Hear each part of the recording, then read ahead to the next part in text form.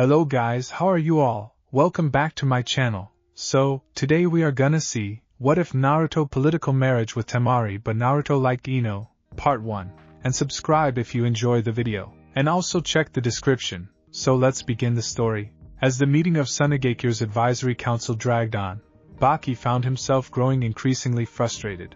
This was mostly due to the complete and utter lack of progress, as no one could agree on a correct course of action. Politicians unable to compromise? Perish the thought. He mentally snarked. He was currently tuning out his fellow counselors, choosing instead to skim Temari's field report of her brother's defeat. Incredible, he thought bitterly. We have a situation that requires decisive leadership, and none of these old fools can agree on anything. Fortunately, the Sand Ninja had managed to eke out a ceasefire with the Leaf. But if their scout reports were to be believed, they'd need much more than that. Convincing Konohagakure of their sincerity in drawing up a new treaty was paramount, especially considering the latest fiasco that they currently found themselves in. The reports on the table in front of him showed Baki that Tsunagekyou was in a desperate position. The failed invasion of Konohagakure had cost Tsunagekyou a significant chunk of its best Chunin and Jonin, not even taking into account the finances they practically flushed down the toilet. Already weakened by the fiscal neglect of the Wind Daimyo, Tsunagekyou now stood as the weakest of the Big Five by an uncomfortable amount. Again referring to the reports from scout teams, Baki cringed. Iwagakure was currently probing along the wind/earth border. Not a promising sign, given the bloody history between the two powers. Historically, Iwagakure was the reason Tsunagekyou had allied with Konohagakure in the first place. A thought struck him as he glanced over the scout report once more. His eyes narrowed in thought. Perhaps Tsunagekyou's position wasn't as hopeless as he thought.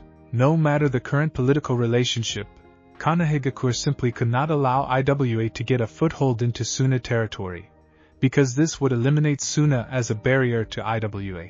If I were to conquer Suna, then they would be practically at Konoha's doorstep, and given the history between those two countries, it made the Suna/IWA relationship look like an arranged playdate between children.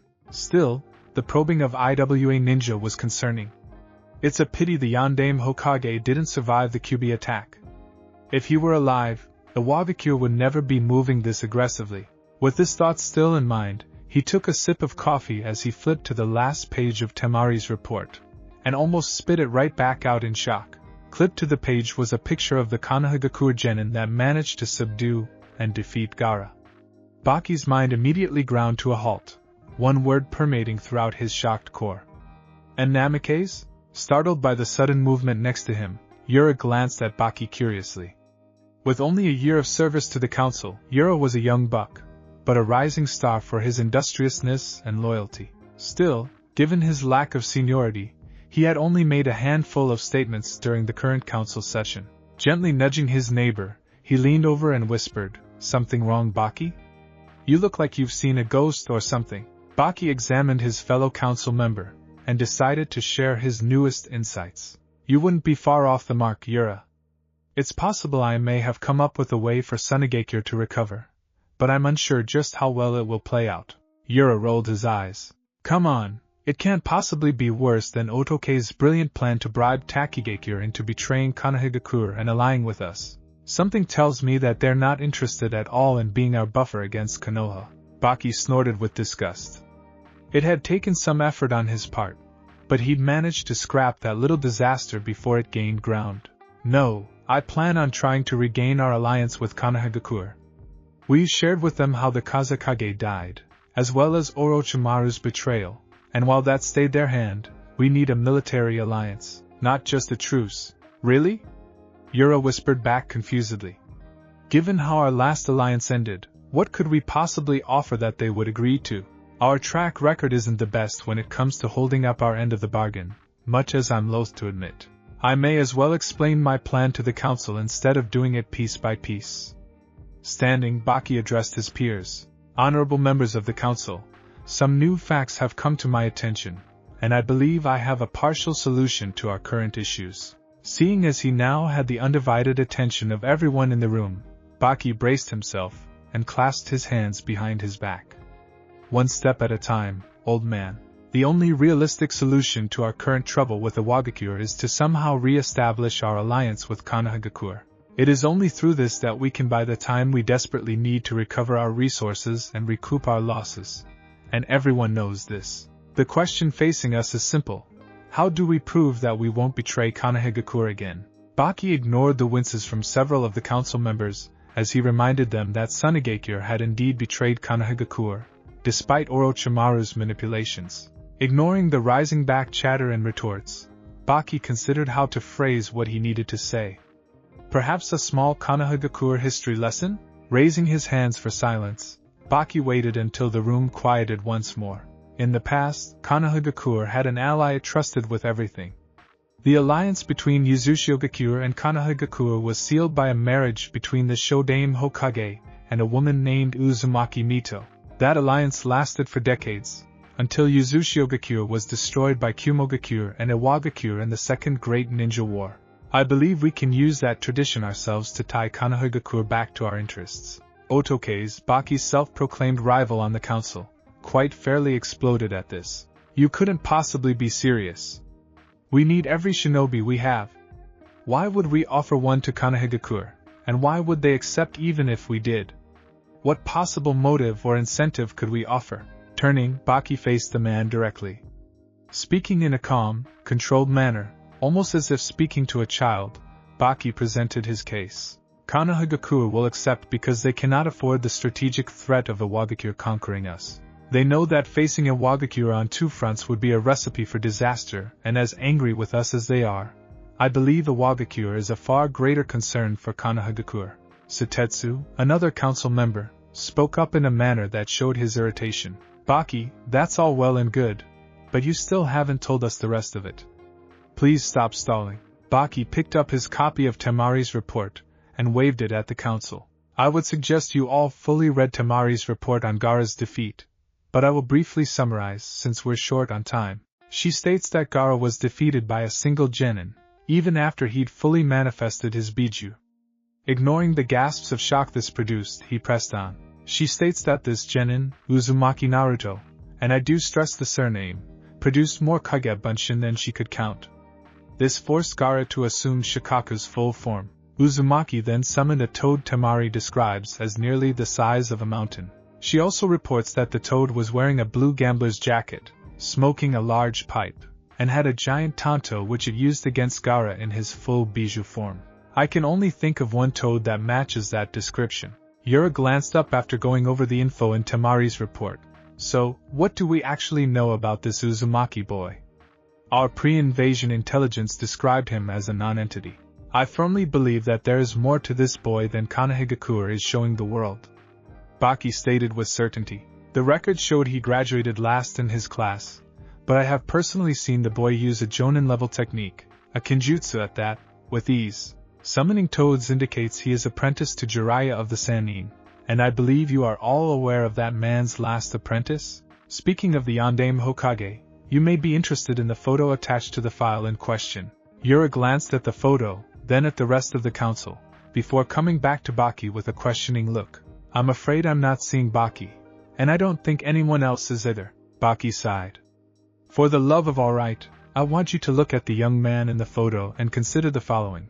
He has spiky blonde hair and sharp blue eyes, not common in Konohagakure, save the Yamanaka clan. He is apprenticed to the legendary Sannin Jiraiya, and is apparently very powerful, given that he defeated Gaara. He also has, judging by the scope and level of his techniques, a ridiculously high amount of chakra for one so young. Put all of those things together, and who does he remind you of? It took a moment, each member focusing intently on the picture. Then, without warning, "Sweet Kami!"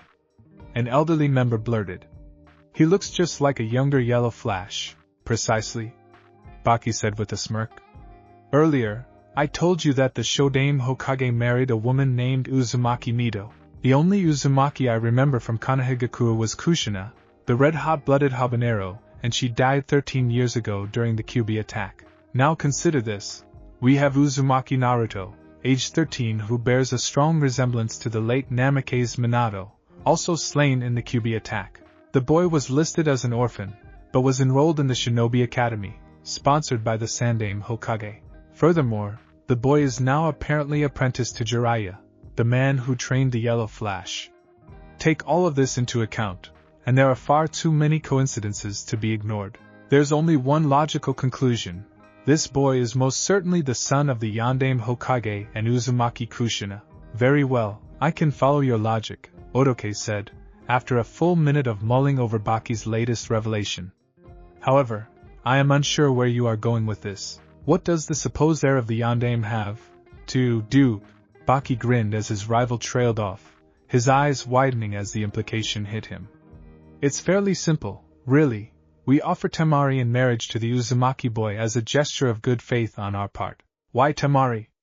She is the daughter of our late Kazekage and is quite skilled. Couldn't we offer someone who wouldn't be missed? No. We offer Temari to prove our commitment. Her skill and ancestry will make for an irresistible incentive for Konohagakure's leaders to accept our agreement. Any children from the union are likely to be very powerful, and we will insert a clause in the agreement stating that the first male child produced from their union must be married back to Sunagakure. The council members sat back and pondered the proposal. The marriage would seal the Sand/Leaf alliance, and offered the chance to gain powerful shinobi for the village in the future. The potential benefits were quite large, with minimal risks to boot. All said, it was a win for all sides involved. The Leaf once more had an ally in the Sand Village, as well as having a powerful shinobi in their fold, and the exact same could be said for Suna. Seeing everyone in agreement, the decision was made official that evening and an offer was sent, proposing a marriage contract to the Konohagakure Council. Several days later, the Konohagakure Council was gathered to discuss the surprising offer received from Sunagakure. With no Hokage, the council was limited on its options. It could not implement policy or assign missions higher than B rank, but it was the de facto power in the village. The council consisted of the heads of the various shinobi clans, with the Sandaime's old teammates, Hamura and Koharu, as honored elders. Also present was Shimura Danzo, an old rival of the late Sandaime, and a skilled warrior and tactician. Currently, Koharu was reading the scroll received from Sunagakure. This is certainly interesting, she said, quietly lowering the scroll. It seems our esteemed colleagues in Sunagakure wish to make amends for their foolishness. Her former teammate, Hamura, snorted in disgust. Of course they do. If they don't, Iwagakure will crush them. It would serve them right for their treachery.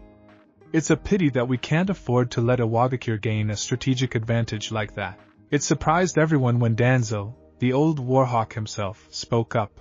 Agreed, we cannot let Iwagakure gain such an advantage. It would be in our best interests to accept. As the rest of the council turned to him in mild shock, he continued bitterly. As you are all undoubtedly aware, I would prefer to simply crush them outright for their betrayal, but circumstances argue against it. Since we cannot punish them without drawing attention from other countries, as well as removing a barrier between us and IWA, I see no harm in accepting a deal that will benefit Konohagakure far more than Sunagakure. Logically, you are correct, Danzo-san, Aburaim Shibi droned on in the usual Aburaim monotone. This offer does seem to be to our advantage, but I find your stance puzzling. You have always petitioned for Uzumaki to be trained by you as a weapon. Accepting this offer would seem to directly counter the position you've held for nearly a decade and a half. Danzo tapped his cane as he considered his response. It is true that I want him trained as a weapon. I was, however, overruled, and as such, I must consider other ways he may be of use to Konohagakure.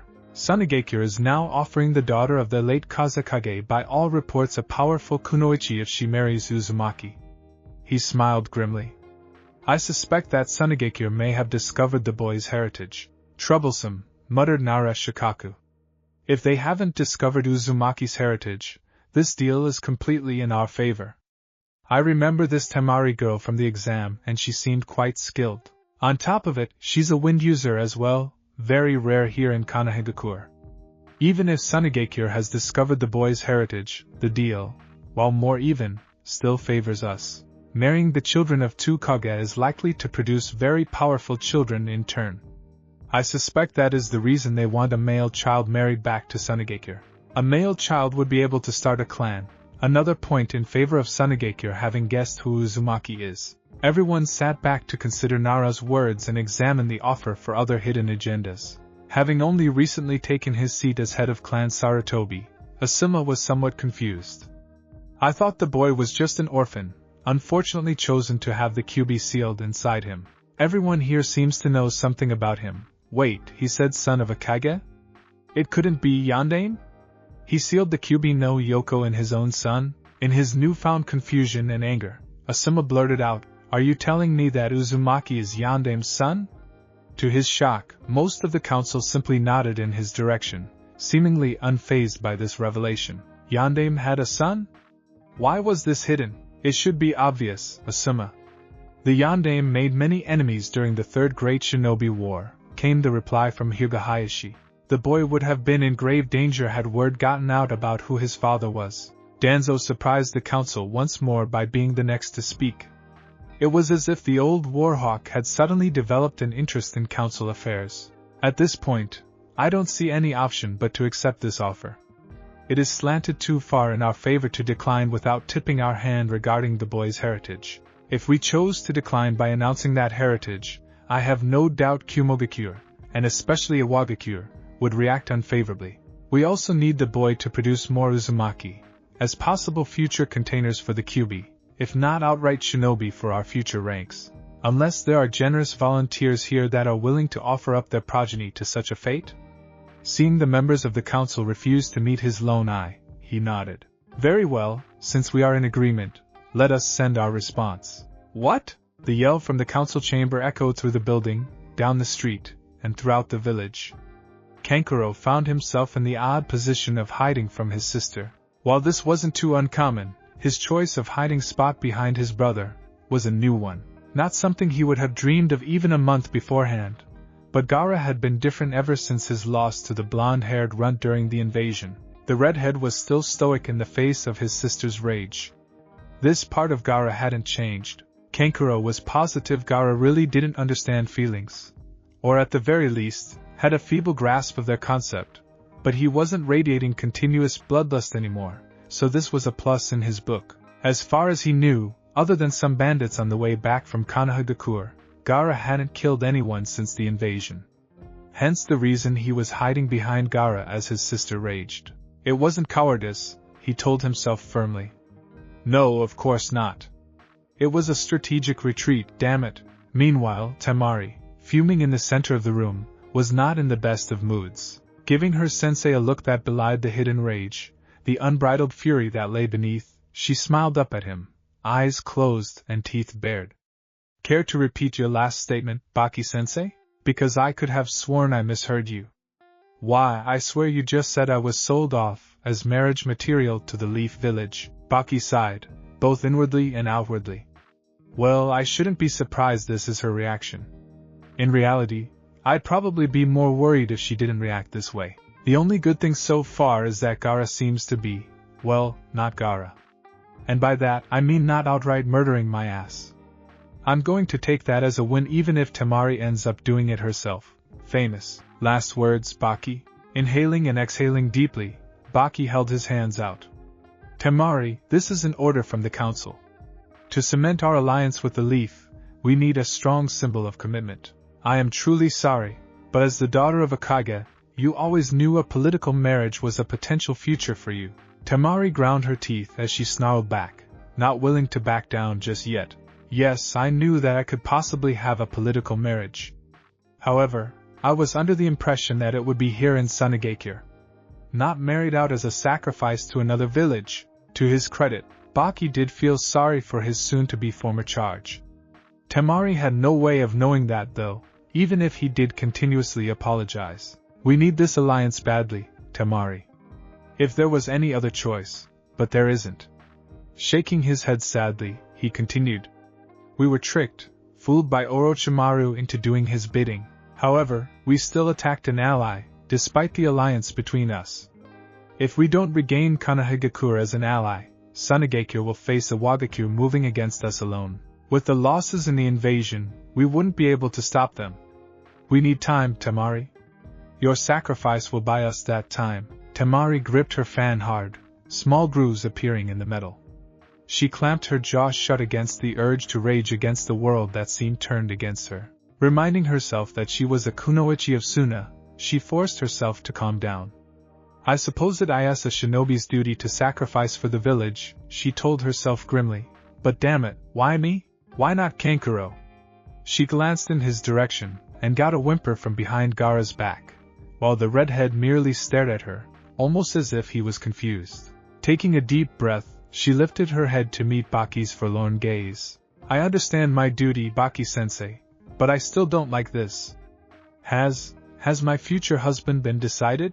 Baki debated telling her, but with Gaara standing there, decided not to push his luck.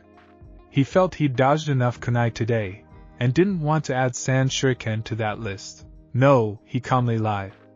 We have yet to hear back from Konohagakure. He didn't want to be near Temari when she found out who her future husband would be, and he definitely didn't want to be anywhere near Gaara.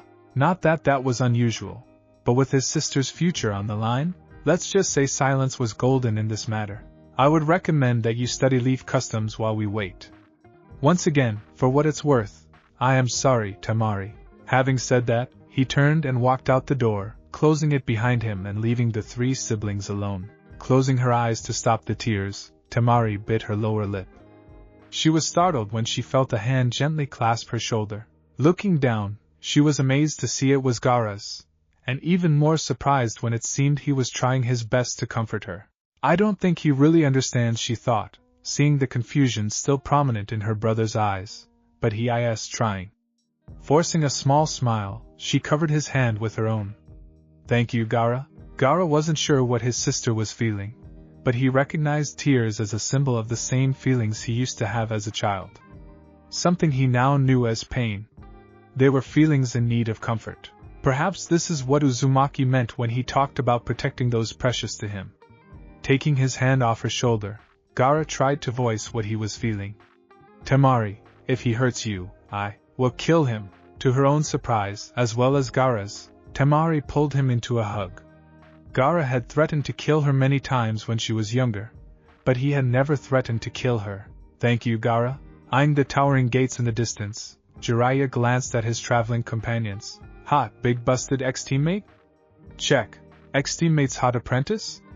Check again. Calm, collected apprentice? Che, he paused, sensing something was seriously wrong.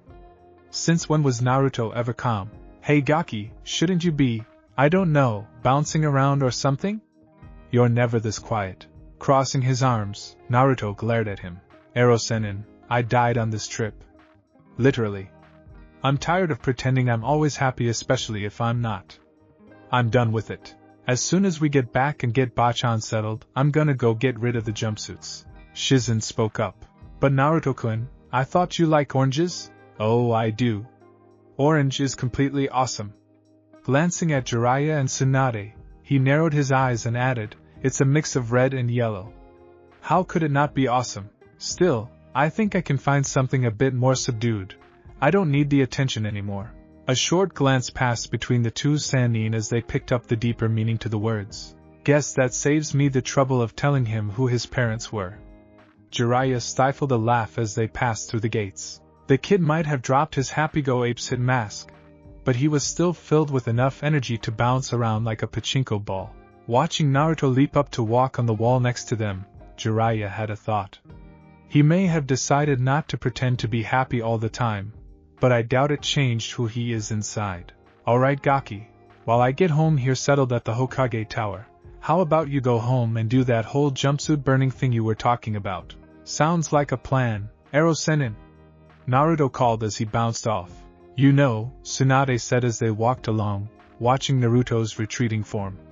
He looks so much like his father, but Kami, he acts like his mother. Yes and no, Haim, Jiraiya replied seriously. He may have some of her traits, but Kushina wouldn't have mastered the Rasengan in less than a week. The kid has tons of potential, and if he gets serious with his training, his skill level is going to skyrocket. Finding himself facing the door to the Hokage's office, he gave Tsunade a small bow with a smirk. After you, Hokage-sama. Resisting the urge to smash him through said door, Tsunade entered to find herself facing her old sensei's desk. It hit her then. For the first time, she really felt the grief of the old man's death. Crossing her arms, she hugged herself as a few tears escaped. Taking some deep breaths, she calmed herself, brushed them away, and turned to face her old teammate. "It's hard to believe the old monkey is gone," she said softly. "I could almost see him when we walked in." Sliding behind the desk, she realized that she still wanted to make the old man proud. She also realized something else. Wonder if he still had that emergency sake stashed in his desk? Opening the bottom drawer, she pulled back a secret compartment, then flashed Jiraiya a smile as she pulled out a jug. "Nice, Mount Mayaboku. I take it you gave this to him?" Before he could answer, there was a knock at the door, followed by the door opening and Koharu and Hamura entering the office. Tsunade eyed them, remembering that they were the elder advisors on the council, as well as two of her least favorite people. Fantastic, she thought, putting the jug away and slamming the drawer. If I want to get anything done, I have to play nice and not just tell them off. They're not so senile that they've forgotten how to throw a wrench or two into things. Forcing a smile to the surface, she welcomed them in with a nod of her head. Jiraiya, however, had no qualms about frowning in their direction. It didn't matter, as he was ignored entirely. "Welcome back, Tsunade-sama," they said in unison with short bows. Hamura continued, "We are pleased to see you return to take up your family's mantle, but we're a bit pressed for time. There's been a recent development that requires immediate attention on your part." Producing a scroll and handing it over, he waited for her to scan the contents. "Sunagakure has made a rather interesting offer, and the council has decided to accept it. We merely need your approval, now." Tsunade finished reading the scroll after several minutes, and steepled her fingers in front of her face. "The full council agreed to this?" "Hi, it was a unanimous decision, Hokage-sama." "Then I understand that the council also believes Sunagakure is aware of Naruto's heritage?" Both elders nodded. "Hi." Tapping her fingers together, Tsunade leaned back to consider her options. She couldn't override the council for two reasons. One, knowing the elders, they'd already sent an agreement letter to Suna. If she reneged on the offer, it would look bad on Konoha's part, and not put her tenure as Hokage off to a great start. Because the offer had already been accepted. Second, even if they hadn't, which was entirely possible, the entire council had unanimously agreed on it, and should she veto it, the council could push it through anyway, simply because the entire council backed it. Checks and balances, mind you. However, a small grin came to her face. How much did the council really know about Naruto's heritage? Based on what she'd gleaned from Jiraiya, and her own musings on the subject, she reckoned they didn't know what they were getting into entirely. Time to put that to the test. "Has the council considered the consequences of Naruto's marriage domestically?" she asked with a smile, one that had Jiraiya, who knew what that smile meant, look off to the side with one part glee, one part worry. Worry because he knew how Tsunade could get in these situations, and if push came to shove, he was headed for the window. A look of confusion passed between the two elders, before Koharu spoke. "I'm afraid I'm not sure what you are referring to, Tsunade-sama." With a grin a predator might have envied, Tsunade clarified. "When Naruto marries, he will officially become head of both Clan Uzumaki and Clan Namikaze. As such, he will inherit everything from both of those clans, since he's the sole survivor of each. This will include funds from both clans and the Namikaze council seat, as well as any property and land still in those clans' possession. Surely you didn't forget something like that when you approved this marriage?" As Tsunade spoke, Jiraiya had been fighting the giggles the entire time, watching the faces of the two elders fall further and further, until they outright dropped in dismay. Jiraiya roared in laughter as both elders assumed expressions of shock. It was painfully obvious that they had not considered the clan inheritance laws would apply to Naruto. Those eligible to become clan heads did so under two circumstances: when they reached Jonin rank, or when they married. Short of canceling the proposed engagement, and embarrassing themselves, as well as Konoha, there was nothing they could do to stop Naruto from becoming head of Clan Namikaze and Clan Uzumaki. Jiraiya's only concern, however, was that once the cat was out of the bag, there'd be no way to keep the matter quiet any longer. With that thought in mind, soon Minato's former enemies would have a new target in mind. If they couldn't get to the Yondaime, he reasoned, they'd go for the next best thing, his son, After a quick stop as Ichiraku Ramen to down a few bowls of his favorite dish, Naruto headed off to his apartment intent on disposing of his collection of jumpsuits. During the month leading up to the Chunin exam's third stage, he'd used his improved stealth and henge skills to quietly assemble a new outfit for himself. He was still firmly convinced orange was the best color, but he'd reluctantly decided that perhaps he shouldn't wear so much of it. He'd been delighted when he found a store selling colored animal prints, including a pair of orange and black tiger striped pants. He still got to wear orange, but the pants were much more professional. He was dismayed when he couldn't find a matching jacket, so he made do with a black one that had 3 narrow orange stripes running down each sleeve. He was broken out of his thoughts by the sound of someone crying nearby. Hopping up on a nearby roof, he was surprised to see Konohamaru sitting there, knees hugged to his chest as he cried. Walking over, he sat down next to him and ruffled the kid's hair gently. "Hey Kono, what's wrong?" Konohamaru glanced up, his eyes full of pain, and Naruto had to lean in as the boy whispered a reply. "I miss Grandpa, but everyone keeps telling me I gotta move on. It's like they're forgetting him, like he was never here. It's not right. He was the Hokage. How can people just forget him?" Pulling his adopted little brother into a one-armed hug, Naruto ruffled his hair again in a soothing manner. "Kono, no one is going to forget about Gigi. He was Hokage for a really long time, and he did a lot for this place. I bet if you go up to just about anyone, they'll have a story or something positive to say about him.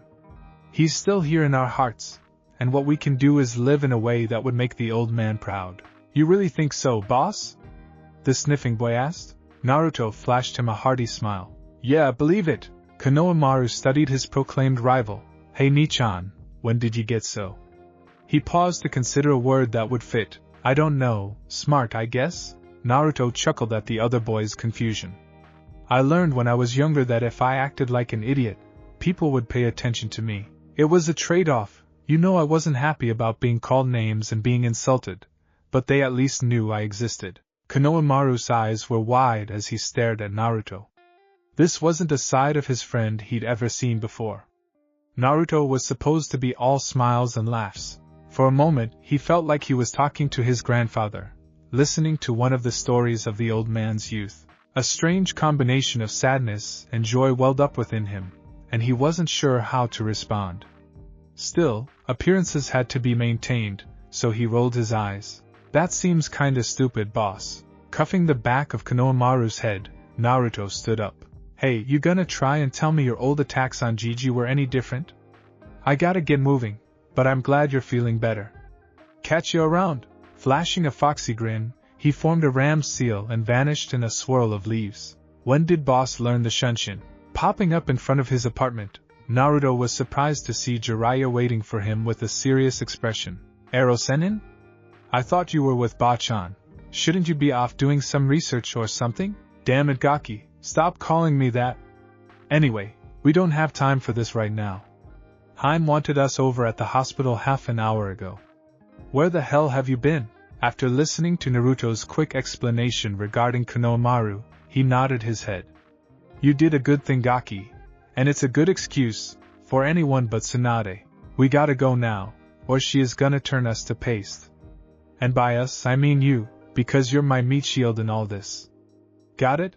After a quick, fear-filled nod from the blonde, they both vanished in swirls of leaves. Sakura and Ino were happily chatting as they walked into Sasuke's hospital room.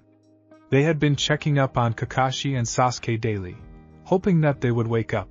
Most days, Ino would accompany Sakura as the girls worked on repairing the friendship their rivalry over a boy had almost ruined. Sakura still pined after Sasuke, but she winced as she thought back over the things she had thrown away in pursuit of the boy. With her sensei and teammate in the hospital, and the other teammate out doing Kami knows what, Sakura had remembered how much she hated being alone. "I'm not going to give up on Sasuke-kun though," she thought to herself. "I'm just going to have to find some sort of balance between him and everything else." She was broken out of her thoughts when she heard voices coming from Sasuke's room. Recognizing one of the voices as Naruto's, she surprised herself by smiling.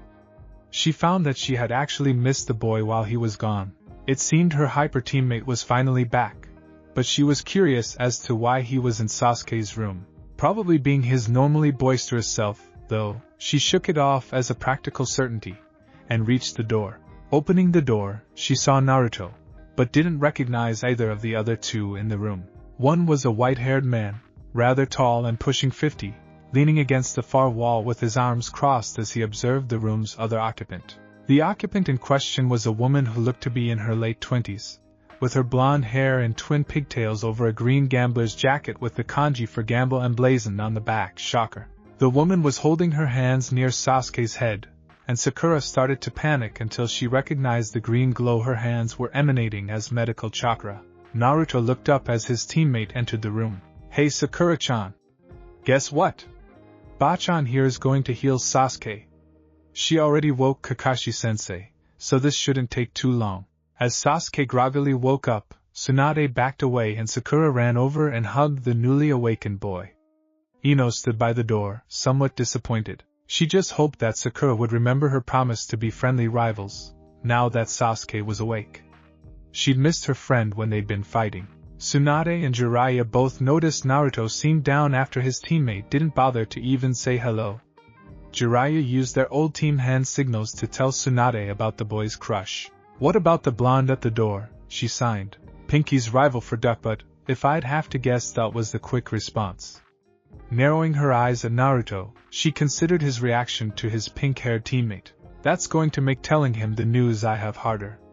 In retrospect, however, I suppose it's a good thing that she doesn't return his interest. Would probably make it even more difficult, if that were the case. Looking between the two, she put a finger on her chin. Maybe I can get Jiraiya to tell him? He's always an ear for glancing over." She noticed the toad sage had disappeared on her, leaving a note at the foot of Kakashi's bed. Walking over, she picked it up. Looking it over, she blinked as she read the note. "Sorry, not a chance, Heim." Crushing the note in her hand, she cursed. "Okay Jiraiya, you've just lost your bathhouse peeping privileges. And this time, there's no monkey to say otherwise." "Alright," she said, addressing the young shinobi in the room. "There is a meeting in my office tomorrow at 9. I've heard that your little group is known as the Konoha 12. Well, all of you will be required to attend. That's fine." "Was there anything else?" Naruto asked, preparing to leave. When Tsunade shook her head, Naruto flashed her a foxy grin and mock saluted her. "See ya tomorrow at 0900 Bachan." Still grinning at her irritated look, he vanished from the room in a shunshin as the others in the room stared at him in shock. Sasuke, blinking in surprise, looked to the rest of them and voiced everyone's main question. Since when did the dobe learn shunshin? Reappearing near his apartment, Naruto smirked to himself. "Gonna have to thank Erosenin for the training tips and showing me the seals for shunshin. It was just so much fun to vanish and pop up somewhere else. The only way it could get better is if it were an actual teleportation jutsu rather than just chakra-enhanced movement." Heading inside, he wasted no time digging out his new outfit. After a few minutes, he finished changing and examined himself in the mirror. "Damn, I look pretty good in orange and black. Should have thought of this sooner." Examining the pile of old clothes, Naruto grabbed a pair of scissors from his desk drawer and carefully cut the white Uzumaki swirls off all of the jackets. Gently running his thumb over the fabric, he felt a great deal of pride mixed with sadness. "I swear to you, Kaashan, I will make you and Dad proud of me. I won't let your sacrifices be in vain. That's the promise of a lifetime." Shaking off the melancholy thoughts, he gathered the clothes in his arms with a maniacal grin. Now that the hard part's out of the way, time for a little target practice. Using shunshin again, he still couldn't get over just how useful it was. Naruto popped up at Team 7's training grounds, familiar logs in place as he separated his clothes into 3 separate piles. Getting a suitable distance from them, he turned around, carefully forming hand seals all the while. "Okay, just like Erosenin taught me, gotta inhale, mold the chakra in my lungs, hold it, wait for the burning sensation, and exhale. Katon, Gakkaku no Jutsu!" he yelled, at the same time exhaling a moderately sized fireball at the first pile. Within seconds the entire pile was a conflagration of blackened fabric, sizzling and popping as the flames licked and ate the material. Forming the same set of hand seals, Naruto ended on the tiger and fired another one, putting more chakra into this one and completely incinerating the second pile. Nothing but graying ash left where his former attire used to be. For a first attempt, the jutsu was fairly impressive. Naruto had managed to mold the chakra correctly with the proper hand seals. He'd gotten a hold of a Katon scroll that Jiraiya had let him borrow, and had pursued it like a beast. Not to mention the numerous times he'd closely watched Sasuke perform this jutsu. What he forgot on his third and final attempt was proper chakra measurement. This proved to be, well, bad for the landscape. Deciding to see just how big he could make it, Naruto once again formed the proper seals, leaned back, and practically shot a column of hellfire out of his gaping maw. A proper Katon technique, when executed, allows the user to spew fire from their mouth as if they're a mythical dragon. They vary in size and shape, from the phoenix fireball that sprays small, but numerous, balls of fire in a rapid sequence, to the aforementioned grand fireball, which has the potential to burn an entire forest clearing straight to the freaking ground. The latter, in this case, was more accurate to what just happened to the remainder of Naruto's jumpsuits. And the grass, and the shrubs, and the ground, and the trees, hell, everything in the general direction of 20 feet in front of him was blackened bark and scorched earth. Staggering to his feet, he shook his head to clear the daze it was in, waving the air in front of him as he coughed a few times. He stared at the scorched spot that used to be his clothes, and pumped a fist in the air in triumph when he realized he had successfully used Sasuke's favorite fire jutsu. Not once, not twice, but 3 separate times. That last one, though, was a real scorcher. Okay, that was a horrible pun, and he was never using it again. Patting at his dust-covered and slightly singed clothes, he grimaced. Well, mostly successful. Still has a few kinks. Remembering something Jiraiya had let slip on their trip home about the uses of shadow clones, he nodded to himself. Note to self, next time, I leave untested jutsu to the clones. The next morning found the Hokage's office fairly full, as Naruto and company all crowded in. Tsunade sighed as she sat behind her desk, facing the assembled Konoha 12 and their respective sensei. Fiddling with the official marriage document, she stalled for time by examining those present. Naruto, she noticed, looked far more serious in his new attire, but he still seemed to radiate excitement. Sasuke, standing next to him, looked better than yesterday when she first seen him, but still seemed to be brooding. Sakura seemed torn between looking hopefully at the latter, and casting quizzical glances at the former, eyeing his new attire with curious eyes. Everyone else stood at relative attention, though the Nara boy looked as if he was going to fall asleep standing up, and the girl with buns in her hair seemed to be staring at her with stars in her eyes. Not even mentioning the dynamic duo of Guy and Lee, who were just starting their infamous sunset genjutsu. I definitely can't put this off any longer. Those 2 idiots will knock us all out with it unless I get started now, she thought to herself, a tick mark forming on her forehead. Clearing her throat loudly, she radiated killing intent at the 2, causing the genjutsu to implode, and the 2 spandex-wearing nin to pale before standing at attention with the rest of the class. Tomorrow, when I officially become Hokage, I will be making an announcement to the entire village, but the news affects those here more than most. Seeing that she now had the rapt attention of everyone present, she continued, there will be a political marriage to solidify the new treaty brokered with Sunagakure. The respective councils agreed to this before I returned, and the bride and groom have been decided upon. A young woman from Sunagakure will be coming here and will be marrying into one of Konohagakure's most respected clans. Tsunade stopped as most everyone turned their eyes to Sasuke, with occasional glances at Kiba, Shikamaru, Shino and Niji. I can see what you're thinking, but you'll be surprised to learn who the suitor is, she said. If it isn't anyone here, why are we here, Ba-chan? Naruto asked in confusion. Eye twitching in irritation, Tsunade frowned. That would be because the person in question is here, and you are it. That'll teach him. Silence permeated the room, as every eye in the room became laser-locked on Naruto, all wide and some boring holes into the unfortunate soul.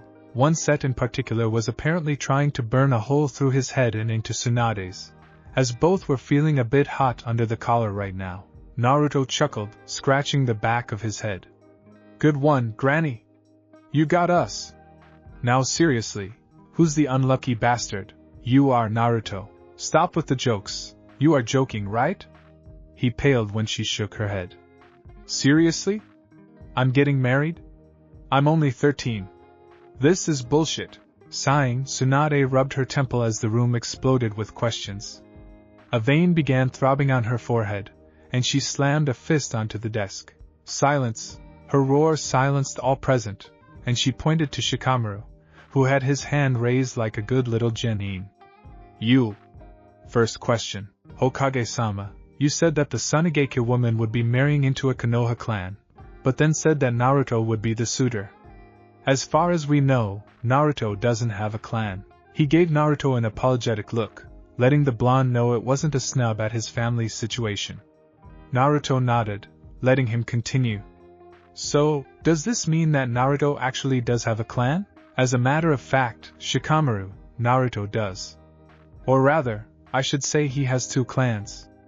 Eyes once more threatened to shoot clear of their sockets as she continued. Naruto's heritage has been a well-kept secret, the longest-kept secret in the history of this village, in fact. His mother was Uzumaki Kushina, last known member of the Uzumaki clan from the former village of Izuchiogakure. The former village, as you all know, was destroyed back during the Second Great Shinobi War, and as such, is honored here in Konoha by having their symbol emblazoned on our jackets and uniforms. This is a show of respect for the alliance formed when my grandmother Uzumaki Mito married the Shodaime Hokage. Ignoring Naruto's frantic hand gestures to stop, she continued, knowing that it was all coming out of the bag sooner or later. Might as well get this shit out now, while everyone's present. I'm not doing this a second time. In addition, as you may not know, when a person becomes Hokage, their family becomes a clan automatically via Konoha law. Naruto is also the son of Namikaze Minato, better known as the Yondaime Hokage. Therefore, Naruto is the last heir of both the Namikaze and Uzumaki clans of Konoha. With a groan, Naruto slumped forward, palming his face as most everyone in the room was staring at him in complete shock, none more so than one particular Uchiha. The 2 noticeable exceptions were Asuma, who'd already been informed at the council meeting, and Kakashi, who was giving him one of those creepy eye smiles. Turning back to Tsunade, he huffed, arms folded. Bachan, you had better have a really good reason for this. Tsunade was surprised by the rage she saw in his usually cheerful eyes, until she took a moment and thought about it. Once this is announced, not only will he have his father's enemies after him, a lot of villagers will try and up to him. I knew this was going to make his life harder, but I honestly totally skipped that part. Meh, he'll work it out. He mastered the Rasengan in a week. An entire village full of ass-kissing shinobi should be something he'll have taken care of by the end of business today. Referring to Naruto's question, she nodded. There are several, but let's start with the obvious. First, Sunigekyo didn't just pick a random shinobi. They didn't play a game of darts with our shinobi roster, and just happened to pick you. No, they specifically asked for you. According to the council, and a little bit of common sense, that made it clear that they knew, at least in part, who you were, or rather, where you came from. Second, the woman they are sending is the daughter of a Kage, and you, my little blonde miscreant, are related by blood or marriage to 4 of the 5 Hokage. Last, and certainly not least, Naruto, do you even know what the requirements to be a clan head here in Konoha are? Because even the council forgot this part. No, he grumbled. I haven't had the chance to. To be head of a clan, you must either be a jonin, or you must be married. Tsunade said, a grin on her face. The day you marry, you become head of the Namikaze clan and inherit all its assets, as well as its seat on the council. Bachan, what about the Uzumaki clan, Tebeo? His verbal tic resurfaced under the stress of the moment. Naruto, you are an Uzumaki as well as a Namikaze. Technically, your name is Namikaze Uzumaki Naruto, so any children you have will be of both clans. As such, you will be restoring the Uzumaki clan as well as the Namikaze clan. If you're so bound and determined to restore the Uzumaki, this is a perfect chance. It's not like you'll have to worry about finding a wife, anyway. Naruto glared at her, the sort of glare he saved for dealing with Kyuubi, or the cupboard when he ran out of instant ramen. He did manage to grind out a question, though. Did they give us the name of the bride?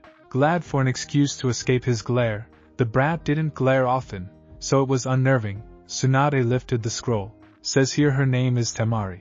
Hand to chin, Naruto ran through his mind, trying to figure out what kind of girl she was.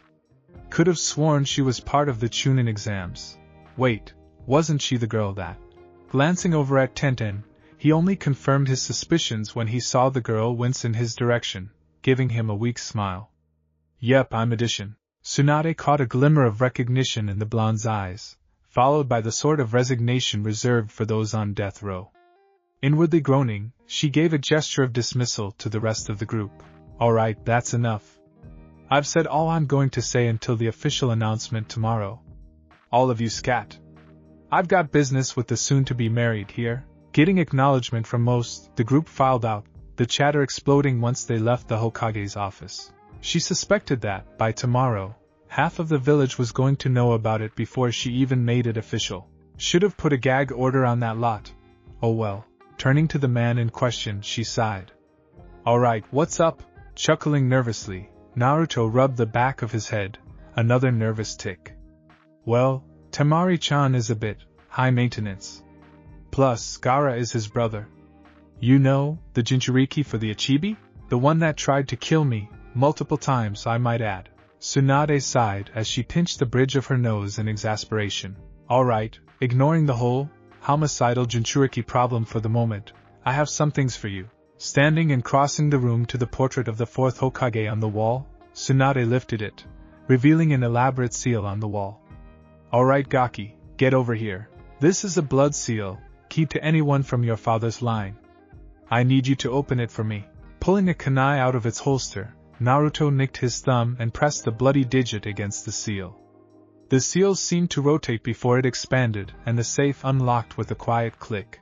Reaching into the safe, Tsunade pulled out a scroll bearing the symbol of the Yondaime Hokage.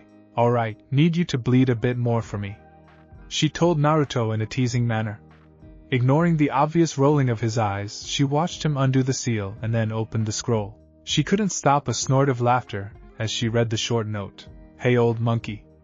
If you're reading this, then I didn't survive the Kyuubi's rampage. If so, this is literally my and Kushina's will. We leave everything to our newborn son, Naruto. In addition, no, I will not tell you how I finished my paperwork as fast as I did. Trade secret. Wait, you've been a Hokage. Screw it, I'm still not telling you. Hey Naruto, I think I have proof at least some of your sense of humor comes from your dad.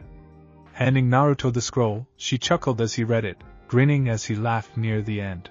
Feeling better than he had since the meeting began, Naruto still had a few questions. Alright Bachan, what do we do now? Well Gaki, since the scroll says you get everything, and you're going to be married, I say we go see your parents' house. While Naruto and Tsunade remained in her office, everyone else regrouped in a conference room down the hall. This is incredible! Ino shouted. This is the best scoop I've ever gotten. I never would have thought Naruto would be the first of us to get married, never mind become head of 2 clans. Well, you heard what the Hokage said, Suna demanded Naruto. Shikamaru said from his place against the wall, managing to sound coherent, even though he looked like he was going to slump to the ground any second. It doesn't make sense though, he said irritably. I get why his heritage was hidden, but I've seen the way the villagers look at him. Why would they despise Naruto? True to his nature, Shikamaru was more or less unable to let go of something so intriguing. I always thought he was just a loud-mouthed Kiba piped up. Did you guys notice that he was acting strange there? Naruto was really quiet. Yes, Shino said quietly. He seemed far more controlled than usual. In the past, he would react explosively to such news. This means one of 2 likely scenarios. 1. Naruto has matured greatly in a very short amount of time, possibly due to his recent contact with the Sannin, or 2. Naruto has always been that way, and we have been dealing with a cleverly constructed facade. Given what we have learned, I believe that the latter is by far more plausible. Having said his piece, Shino exited the room, the door closing as everyone else tried to come to terms with his rather startling conclusions. In another conference room, Hinata was crying as Kurenai held her. When Tsunade informed them that Naruto was to be married, she felt as if her heart had been ripped out. For years she had loved him from afar, but every time she tried to talk to him, she would stutter and completely embarrass herself, or even worse, faint outright. She never thought that she would run out of time to tell him so soon. Sure, it's okay, Hinata, Kurenai told the girl softly. It's alright, let the tears out. Just because he is getting married doesn't mean you can't be his friend. Raising her head from her sensei's shoulder, Hinata looked tearfully at her. I didn't want to be his friend, Kurenai-sensei. I love him. Gently stroking the girl's hair, Kurenai murmured, I'm sorry, Hinata, but it's just not meant to be. You know how your clan works.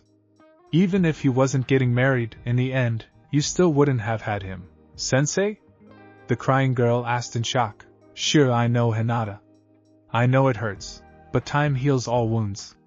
For now, just let the tears out. Frowning at the wall as Hinata continued to sob, Kurenai cursed two things, clan laws, and the cruelty of fate. That afternoon, Naruto and Tsunade stood facing a gate in the far eastern section of Konoha. This, Naruto, is your parents' old house. Anything in there belongs to you, though I would recommend you do some cleaning. The seal on the gate here was made by your father and not even Jiraiya could bypass it, as it requires familial blood to open.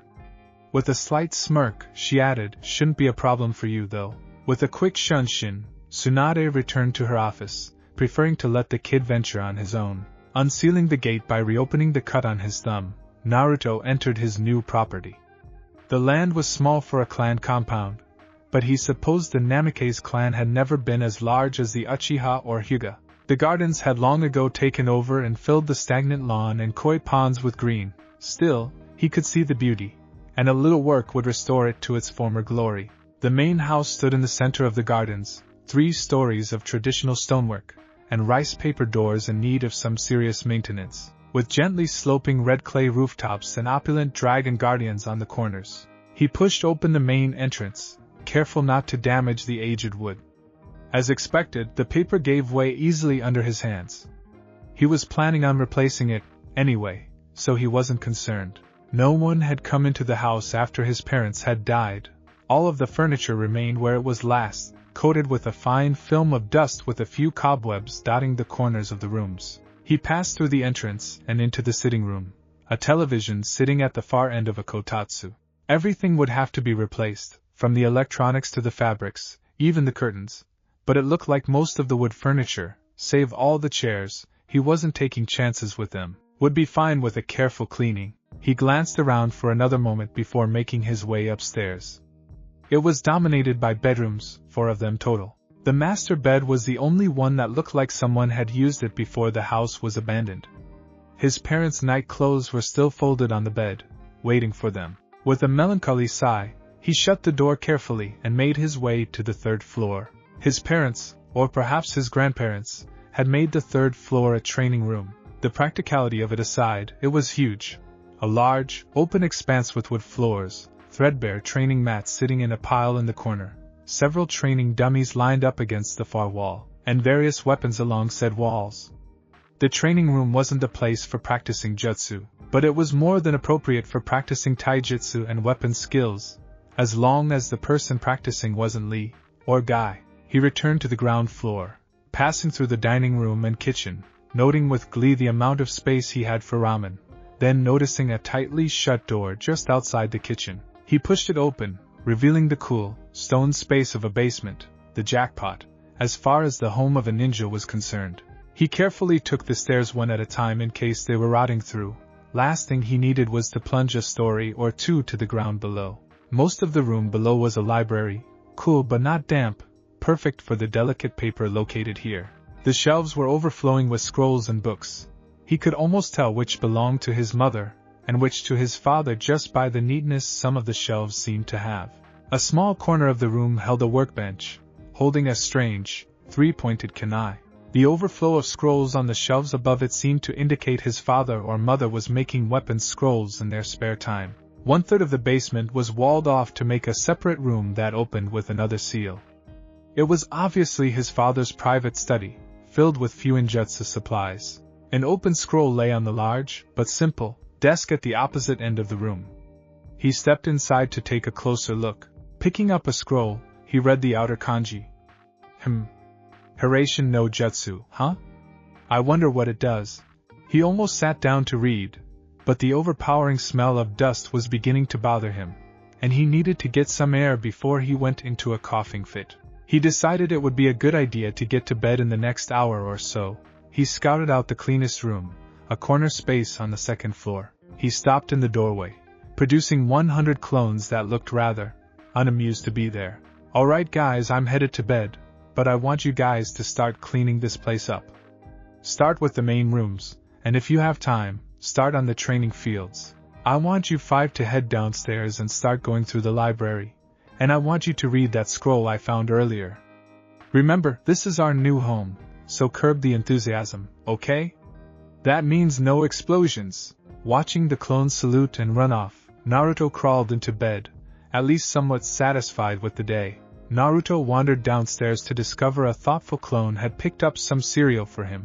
Grumbling a bit at himself for forgetting to transfer his stash of instant ramen, Naruto sorted through the memories of the clones dispelled during the night. A couple of things stuck in his head and he made a mental note to explore them further, but what really had his attention was Hiraishin no Jutsu. No way, this must be the jutsu that made Tusan a legend. Space-time ninjutsu? Oh, this is gonna take a lot of work. From what he could understand, the scroll was the rough outline of an incredibly complex teleportation ninjutsu. He thought he got the gist of what he needed to do, but more than half the notes were gibberish to him. Damn, I'm gonna have to learn Fuinjutsu theory. Won't that be fun? Naruto headed outside intent on creating his clone army for the day. While he might get stuck learning protocol today, at least his clones could get something done. Before he could summon them, he noticed one of his clones from last night standing in the middle of a barren training field. Noting it had his attention, the clones started bouncing up and down excitedly. Boss, you're gonna love this. Bunshin Daibakuha. As soon as the clone uttered those words, Naruto was rocked back as the training field became a small crater. Well, that certainly is interesting, but I'm pretty sure I said no explosions last night. Eye twitching in irritation, Naruto summoned 200 clones. Alright guys, form up in groups of 20. Once the clones formed rank, Naruto began handing them their assignments for the day. Alright, first group, we need to massively improve our chakra control if we want to use the stuff from the library. I want you to do the leaf balancing exercise while you water walk. With a quick salute, the first group headed down to the small pond near the back edge of the compound. Group 2 practiced the Henjin Kawarimi. Toucan's notes said that when someone's mastered a jutsu, they can start to use it without hand signs. I want the ability to use a Kawarimi without seals by the end of the day. Group 3 practiced the C-rank jutsu we found yesterday. Group 4 calligraphy. Seals don't write themselves, you know. Group 5 find every book on Fuinjutsu theory in the library you can and start reading. Group 6 you get to work on the gardens. Try to keep most of it alive. Group 7 go move everything out of the old apartment, then I want an inventory of the house. Group 8 Kazen's Taijutsu scrolls, get practicing. Group 9 Kenjutsu training, use the Kodachi. Last but not least, Group 10. One at a time, practice that exploding clone thingy. In the already provided crater. Summoning one last clone, you. I want you to thoroughly reread the Hiraishin no Jutsu scroll. Every time one of the theory clones dispels, I want you to read it. Damn it, I forgot. Creating a few more clones, you guys. Rasengan work? I want to be able to use it one-handed. Watching his clones get to work, Naruto vanished in a shunshin. Popping in with a quick morning bachan, Naruto swiftly dodged the paperweight that soared at his head. Sadly, he didn't see the empty sake bottle that followed it. Tsunade felt a strong easing of her spirit as she watched the jar smash her insane grandnephew back into the wall behind him. Ha! Doubt he'll stop calling me granny, but man, that felt great. Trying to maintain a straight face as Naruto dragged himself back on his feet, Tsunade considered how to break the news. Deciding Naruto would probably just prefer it straight, she sighed. Alright Gaki, gonna cut straight to the chase. We don't have time for you to learn protocol, your fiancé is due today. Ignoring the sputtering and cursing her statement created, she tapped her chin and thought, there is a new problem too. Sunigakure promoted her to Chunin, and you remain a genin. I can't just promote you, much as I would like to, but I have an idea. Seeing Naruto take a keen interest, she smirked. I'll give you a week to get ready, then I want you to fight the students of Asuma, Kurenai, Guy, as well your own Team 7. Bachan, That's crazy, Naruto grinned. I love it. Good to hear, Gaki. Now let's get down to the west gate. If we get there with time to spare, we can annoy Izumo and Kotetsu. Temari was sick of riding in the carriage circumstances had forced upon her. She'd argued long and hard that she was still a chunin and she could walk, but Baki had maintained that they had to follow tradition, and traditionally, brides rode in the carriage. In addition to being extremely uncomfortable, the journey was taking twice as long as the last time she had made the trip. Reaching over, she ran her hand along the smooth metal of her mother's war fan. At least I was allowed to keep this. Laying her head back against the seat, Temari focused on calming herself. Today, she would no longer be a Sunigakure shinobi, but one of the Leaf, and that hurt more than she would have believed. Despite how her little brother had been treated, she loved her village and has been proud to wear the symbol of the sand. She was left out of her thoughts as Kankuro stuck his head through the window. Hey Neishan. How you doing? I'm scared, little brother. I don't want to be married, especially not to a stranger from another village. I totally agree, Neishan, Kankuro said. Only thing I've heard is that you're marrying into a clan, but other than that I've got nothing. Baki broke into the conversation. Looks like we're here. Seems the Hokage herself came to welcome Temari, which is either a very good or a very bad sign. Tsunade stood with her arms crossed tightly over her chest, wrinkling the red and white fabric of her formal robes of state. With her were Shizen, Naruto, Sasuke and Sakura. Gritting her teeth in irritation, Tsunade whispered to Naruto, "If Kakashi doesn't show in the next 30 seconds, I want you to burn all his books." "Hi Bachan," Naruto whispered back. "Your will shall be done." Torn between laughing and hitting him, Tsunade eyeballed Kakashi as he wandered up to the group just as the 4 Sunigakure shinobi approached. His timing meant she couldn't say anything, but the look in her eyes warned Kakashi that this conversation was not going away.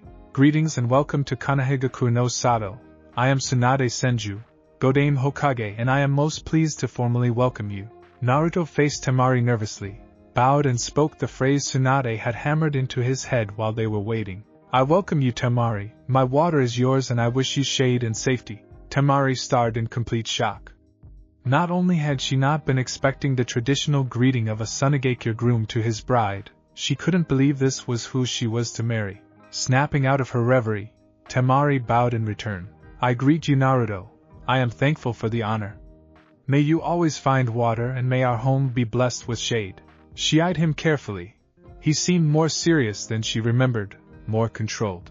He had been a wild one during the exams, but now, he looked much more like the determined warrior she had seen defeat her brother. Naruto stiffened as Gaara shuffled near. His green eyes still bore the crazed look, but he seemed to have lost his murderous aura. "Hey Gaara, how's it going?" "Naruto Uzumaki," Gaara spoke tonelessly, "will you protect my Neichan as one of those precious people you told me of?" Naruto blinked, momentarily confused, then gave Gaara a small, warm smile. "I swear I will, Gaara, and I always keep my promises." Gaara simply nodded. "Thank you for everything?" "I'm not sure I follow all of that," Naruto said quietly. "I get thanking me for promising to take care of your Neichan, but what's everything else?" "You showed me true strength," Gaara replied just as softly. "I have chosen to follow your path. I will protect those precious to me. I'm happy for you." Naruto smiled. "Has it been hard?" "It is both harder and easier as time goes by. Ignoring the beast causes him to rage, but my mind is clearer. It's hard to describe." "I understand," was all Naruto had to say. Most people watching were confused. Naruto had already confided in Tsunade, so her grin was completely genuine, but Shizen was left wondering what the story behind this was. Temari and Kankuro knew what their brother meant, but he had not spoken to them in great detail about what had happened between him and the other Jinchuriki. Kakashi looked interested, but masked it behind his usual apathy quickly. Sasuke was glaring at Gaara, still angry that he had not been the one to defeat him. Sakura was nervous. She would never be able to forget the images of what he had done to Lee. "Well," Tsunade said into the quiet that had settled over the group, "I think Naruto should show Temari to their home, and I've made arrangements for the 3 of you in one of the hotels." Naruto interjected, "Bachan, if it's alright, how about I take everyone with me? It's not like I don't have the room." Eyeing him, Tsunade shrugged, I suppose you can. Just remember I want you in my office tomorrow at 9. We need to swear Temari in and place her on Team 7. I don't have an opening on my team, Kakashi said hurriedly. There are no open slots. Tsunade growled back, eye twitching in rage. If you weren't always late, you would have heard me explain that an hour ago. Secretly, Tsunade had hopes that the time spent together on a team would cause the two to bond. She didn't want the little Gaki stuck in a cold, loveless marriage. It was perhaps one of the few things he would not survive. She believed Temari and Naruto could make it work, but without an extra push, might not make the effort to try on an emotional level. Kakashi gave Tsunade one of his eye smiles. Well, that works, but I'll need some time to evaluate her and get their teamwork up to par. Should be a busy week for us. Naruto drooped. Bachan, I'm kinda occupied this week. Didn't Kakashi-sensei get the message? Tsunade glared at the masked Jonin. No, because he was late. Kakashi, Naruto is training for an impromptu Chunin exam Monday. He will be fighting all the members of the Konoha 12 with the exception of Lee. Kakashi started, eyes wide in shock. Hokage-sama, that is simply insane. Tsunade shrugged. It's what the Gaki chose. Naruto led his fiancée and guests into the compound right as the last of the exploding cones decided to blow himself up. As much as he wanted to laugh, he found he had his hands full getting everyone to put their weapons away. Guys, it was just a stupid clone blowing himself up. Nothing to worry about, I swear. Once everyone settled, Naruto began a small tour. Alright, welcome to the Namikaze Uzumaki estate. As you can see, we've got trees, some training grounds, a giant hole in the ground, stupid freaking clones, and gardens.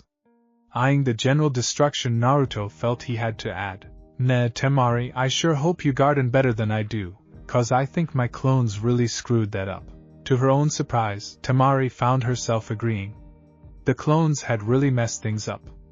Looking around a bit more, Temari felt that so far, her new home wasn't too bad. She would have some privacy even if everything struck her as being a bit green. Tsunade didn't have much opportunity for gardening, but she had maintained a flower box of herbs in her room for several years. I know a little gardening from Naruto, she said. You have to remember though, I come from a desert. All this green seems really odd to me. Naruto looked a little crestfallen, so she spoke quickly. Not that it's bad. I've always wanted a big herb garden. Alright guys, Naruto almost yelled in excitement. I want to show you where you're staying tonight. Leading everyone inside, he began to point out features of the house. Make yourselves comfortable in the sitting room. I'm not sure if everything works, but you're welcome to try out the television and kotatsu. The kitchen is through there, but it's not exactly stocked yet. There are plenty of rooms on the second floor, so take your pick. And if you want to train, the third floor is a practice room. He grabbed Temari gently by the wrist. Come on, I'll show you. As she was dragged up the stairs, Temari had to admit that so far things weren't as bad as she had feared. The house really needed a woman's touch, but it was quite nice. She wasn't really sure what to make of her fiancé though. One moment he was hyper as hell, the next he was completely calm dealing with 4 spooked Tsunade shinobi, one of whom was Gaara for Kami's sake. Honestly, he was a puzzle. Leading her to the bedrooms, Naruto pointed one out. This is yours, mine is the one right next to it. Temari was a tad confused. I get my own room? She was less confused and more concerned when he turned to her with a completely blank face. Temari, I'm sure you're even less thrilled about this than I am. I want to get to know you better and I hope that one day we'll be happy, but now, we're practically strangers. I thought it'd be best if we learned to trust each other naturally. Temari admitted to herself that she was impressed with his analysis of the situation. He had even brought up some points she hadn't thought of.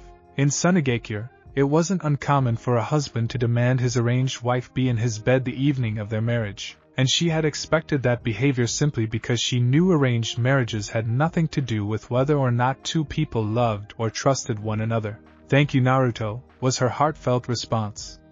Maybe this won't be so bad after all. Wanting to impress his guests, Naruto created a handful of clones and sent most of them off to read cookbooks and the rest to go grocery shopping.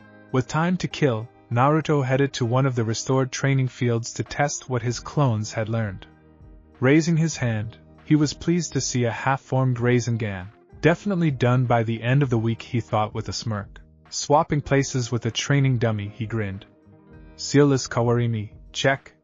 He still had to use the ram sign for henge, but that was at least a major improvement. Wanting to kill two birds with one stone, Naruto created clones to test both his new Kenjutsu and Taijutsu skills. Both appeared to be his mother's, and even with just a day's training with them, the styles felt natural. Finishing the last clone off with a particularly vicious cut that bisected the clone from groin to shoulder, he cringed. Wow, men must have dreaded fighting Kazan. The first elemental jutsu his clones picked made him snort in exasperation. Apparently, he really loved irony. Surino Jutsu, the same jutsu he had to save Kakashi-sensei from when they fought Zabuza. Trapping a clone in it, Naruto had to admit, the jutsu had its uses, but he would have to see about having enough water to use it. Moving on, he tried Daitapa. This one has potential. Watching the jutsu shred the trees he tested it on, he wondered if he had overloaded the jutsu. Rather than just blow things away, certain trees in the target area looked like they had been attacked with razors. Shrugging and filing that away for a different day, Naruto decided to test his last elemental jutsu.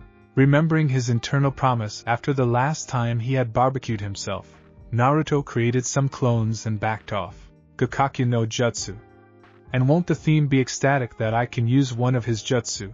This time, the additional practice of the clones paid off, and rather than create giant explosions, Naruto only created the smaller explosions he wanted. Satisfied with his day, Naruto barely had the energy to flop face first on his bed before he fell asleep. The next morning, Temari woke up to the smell of something delicious. Rubbing the sleep out of her eyes, she wandered down to the kitchen in her panties and a large t-shirt, forgetting that she was not back in Sunagakure. Yawning and stretching, she grunted a morning to the shape of the stove. When she didn't get a response, she looked more fully at the figure making breakfast and felt herself freeze. It was Naruto, staring back with wide eyes, in just a pair of shorts. She thought the age difference would bother her, but he looked a bit older. Between that and his new behavior, she could easily forget she had several years on him. He's actually pretty cute. Naruto, for his part, had totally forgotten the omelet he was making as he stared at Temari. He might even owe Erosen a small apology. Certainly this was worth seeing. With her hair down, sleep tousled and framing her face, Naruto came to the sudden realization that he might just have gotten a really good deal with this marriage after all. They might have continued staring at each other for a while, except Kankuro had walked in and immediately burst into loud guffaws. Yo, Naruto, the omelet seems kinda black and smoky. Nei-chan, you might wanna go put on some pants before he burns down the house. Temari glanced down and let out a girlish shriek as she ran back to her room, mercifully unaware that Naruto's gaze followed her retreat closely. Kankuro, watching him, and seeing the blush on his face, began to laugh until Naruto flung a kitchen knife into the wall next to his head. Raising his hands in wordless apology, he decided to help out and set the table while Naruto disposed of the charred omelet. Kid, she is your fiancée, you're allowed to look, you know, he said, trying hard not to laugh. He was getting a stitch beneath his ribs. Rolling his eyes in irritation, Naruto shot back, Gee, I'm gonna take relationship advice from the guy that wears makeup. It's war paint. It intimidates enemies, runt. An infuriated Kankuro responded. What kind of shinobi is intimidated by Jidai makeup? Naruto mocked back. With a completely nonplussed expression, Kankuro calmly stated, I don't think you can actually call me that, since I'm older? With a foxy grin, Naruto was prepared to return fire before he was interrupted. Would you just shut up? Temari snapped as she reappeared, pulling her hair into her usual pigtails. Kankuro, knowing his sister's usual reaction to being embarrassed, was able to dodge when she swung her fan at him. Naruto, however, was unaware of his danger until the large iron fan connected with his head, slamming into the wall, a scene very reminiscent of Jiraiya and Tsunade. Kankuro began to laugh when he heard the dazed boy murmur, Wow, I think I'm in love. After some brief first aid, where Temari wrapped up his injury while Kankuro laughed, and even Gaara appeared to smile, Naruto and his guests stood in front of Tsunade in her office. Deciding it would be in everyone's best interest to gloss over the partial mummification of the groom-to-be, she approached Temari, nervously maintaining eye contact with the elder Kunoichi. Temari barely heard what was said to her until the end. Do you swear on the will of fire and your own honor allegiance to Konoha-dekuur? Reaching back and undoing her Sunagakure Hittite, Temari calmed herself as she swore herself to her new village. My honor, my life, I pledge. With a nod, Tsunade turned and stamped the registration sitting behind her on the desk. Pulling out a leaf Hittite, she passed both items to the younger blonde. With that done, you should know that the wedding ceremony will be in 2 months. Baki, you and Temari's brothers are welcome to visit at any time. I'll be granting you travel passes when we finish here. Are there any questions? Hokage-sama, what are my expected duties? Temari asked hesitantly. Tsunade was impressed that the girl was thinking that far ahead, but was surprised that Naruto's body language had suddenly switched from passive to protective. Well, this is a surprise. I didn't think he would understand that, but apparently he does, and he wants to protect the girl. Seems the little Gaki will be just fine. Neither council has pressed the issue yet, but I expect there will be pressure in the future. Tsunade replied, hedging her answer somewhat. Until the Gaki there matures, you'll probably be fine. You're both young. It'll be a while before the council is concerned. Temari nodded in understanding. At least she wasn't going to be forced to produce any children she didn't want, she hoped when the council finally came to a head about it. Her relationship with Naruto would have had enough time to grow. She stiffened in shock when she felt Naruto grab her hand and gently squeeze in support. Well, it seems he understands as well and agrees with me. I guess I really could have done a lot worse. Neither team noticed that everyone else in the room noticed the little byplay. Everyone in the room wanted only the best for the two, and they were relieved that things seemed to be going well so far. Temari, since your brothers are leaving tomorrow, why don't you go spend the day together? Naruto offered with a warm smile. Temari couldn't help but return the smile. Such a warm heart this kid had. I would like that, if you're sure it's acceptable. Completely sure. If I had family I wasn't going to see for a while, I would want to spend what time I had with them. I'll be too busy training to spend much time with you today anyway. Thank you, Kanekusha. We will see you at home this evening. With a bow, Temari left the office with her family. If you don't have anything for me, Ba-chan, I have training I need to do. Seeing Tsunade shrug, Naruto uses Shenshin to poof away. The past week has been fruitful for Naruto. Constant brawls with his clones in the trees and on the pond had drastically increased not only his chakra control, but his new taijutsu and kenjutsu styles. While far from mastered, both styles felt natural to him. He figured they were probably both at least mid-chunin, but he seemed to have hit a plateau with both. Probably need a real instructor to get better. Shrugging it off, he couldn't help but smile. He might not know many jutsu, but those he knew, he had mastered. Or in the case of the Rasengan, almost mastered. He could do it one-handed now, but it still took him a few seconds more to form it than Erosenin. Still, not too shabby, and the other jutsu he had down to either a single seal, or no seals. That was going to come as a shock, and the best part was the theme couldn't steal his jutsu. Using his new understanding of basic Fuin jutsu, Naruto had managed to increase his conditioning with resistance and gravity seals. Taking ruthless advantage of his healing from Furball, Naruto had more or less run himself into the ground. When he had released the seals this morning to adjust, he noticed that he was probably at least twice as fast as he had been, and he hadn't really gotten to test his strength after he destroyed the first training dummy accidentally. His attempts to use his father's jutsu had been interesting, to say the least. The first time he almost insisted on doing it himself, before his clone reminded him of the great fireball fiasco. Are clones supposed to be sarcastic? Still, he'd ended up being grateful after the first clone launched himself 300 feet in the air. How the hell did Tusan survive creating this jutsu? Undeterred, Naruto had continued expanding clones, and soon enough, the survival rate began to succeed the deaths. Eventually, the clones were surviving every attempt, and Naruto had decided it was time to try himself. Focusing his chakra, Naruto searched for the beacon on the kunai.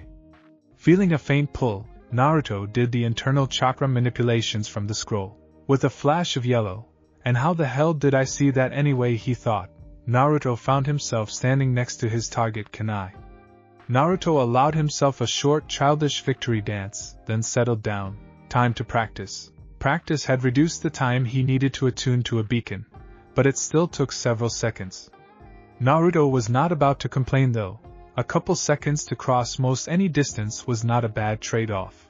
His father's notes had also answered the question he had on deploying the kunai. His peers were already frustrated with his Aggammenonn. He suspected that they were really going to dislike Shuriken Aggammenonn using Hiraishin kunai. Things with Temari were going as well as he could expect. She had a bit of a temper, but unlike Sakura, she at least tried to warn him off when she was getting angry. A side effect of having a dangerous brother, perhaps? He usually missed her clues and ended up with a metal fan being smashed across his head, but they were getting better. They were beginning to become comfortable with each other, sharing stories and jokes during Naruto's infrequent breaks from training. Temari was beginning to enjoy life in Konoha. She was surprised on her second day in the village. All the kunoichi of her generation swooped in to visit with her. Ino led the charge, but all of them, even Tenten, wanted to get to know their new comrade. Temari apologized, at least in regards to her excessive violence against the other kunoichi, and made it clear that it had not been personal, and that she didn't want her hanging on to a grudge. All was forgiven when Tenten was allowed to handle the war fan. The other kunoichi all rolled their eyes as Tenten swung the fan around with stars in her eyes. She felt herself smiling as she watched. It was nice to have girlfriends.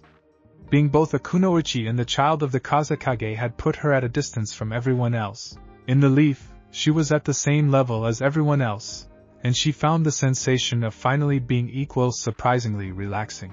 It had also led to an interesting discovery. Apparently, Namake's men enjoy overbearing women. Tsunade had told her several stories of her mother-in-law and her legendary temper. She hadn't been inclined to believe it until she saw the boy she had watched beat her brother being floored by one of the weakest kunoichi from the exams. It was a revelation. Her betrothed may be smarter than she had believed, but she was going to have to be the one to keep the hyper-idiot in line. Still, she was beginning to think of him as her idiot, with a small smile. Naruto hummed to himself as he stood over the stove. He found that cooking was actually enjoyable for him, and it kept Temari from poisoning him with her so-called food. He snickered when he recalled the time he told Temari that her cooking was probably the reason poor Gaara had been so homicidal. The joke was still funny half an hour later as he limped into the house. Finishing up, he called, "Temari, dinner is done." With a flash of blonde he could have sworn was Hiraishin no Jutsu, Temari was seated at the table. Tomorrow being an important day, Naruto had gone all out. Using info gathered from Ino, traded for a future favor to be decided, Naruto had prepared Temari's favorites. Kenshin soup and roasted chestnuts followed by a large chocolate cake. Naruto had some fun poking fun at Temari for drooling, but quickly shut up when her eyes promised retribution. Naruto had inadvertently discovered that shadow clones made great kitchen staff. He got to cook and make as much of a mess as he wanted, and the clones had to clean it up. Temari tried to point out that with the clones, he would still get the memories of cleaning up, but Naruto was insistent. Best deal ever. After the clones cleared the table, Naruto walked over to Temari and in a display of boldness slightly shocking both of them, kissed her cheek. "I know I've been busy this week, but I wanted you to know that I'm glad you're here. Now I need to go get some sleep. Tomorrow will be a long day." Watching him head upstairs, Temari sat holding her cheek with a light blush. Being the daughter of a Kage, and the sister of Gaara, no one had ever kissed her before. With a smile she decided that it wasn't half bad. Temari was bored and irritated, but mostly bored.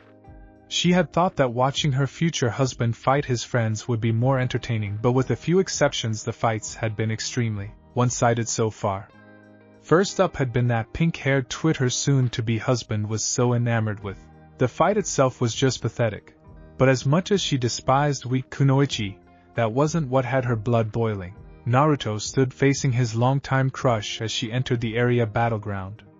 Watching her, he found himself confused. Why was she walking so timidly? Her head hung down, hair blocking her eyes, every step seemingly forced.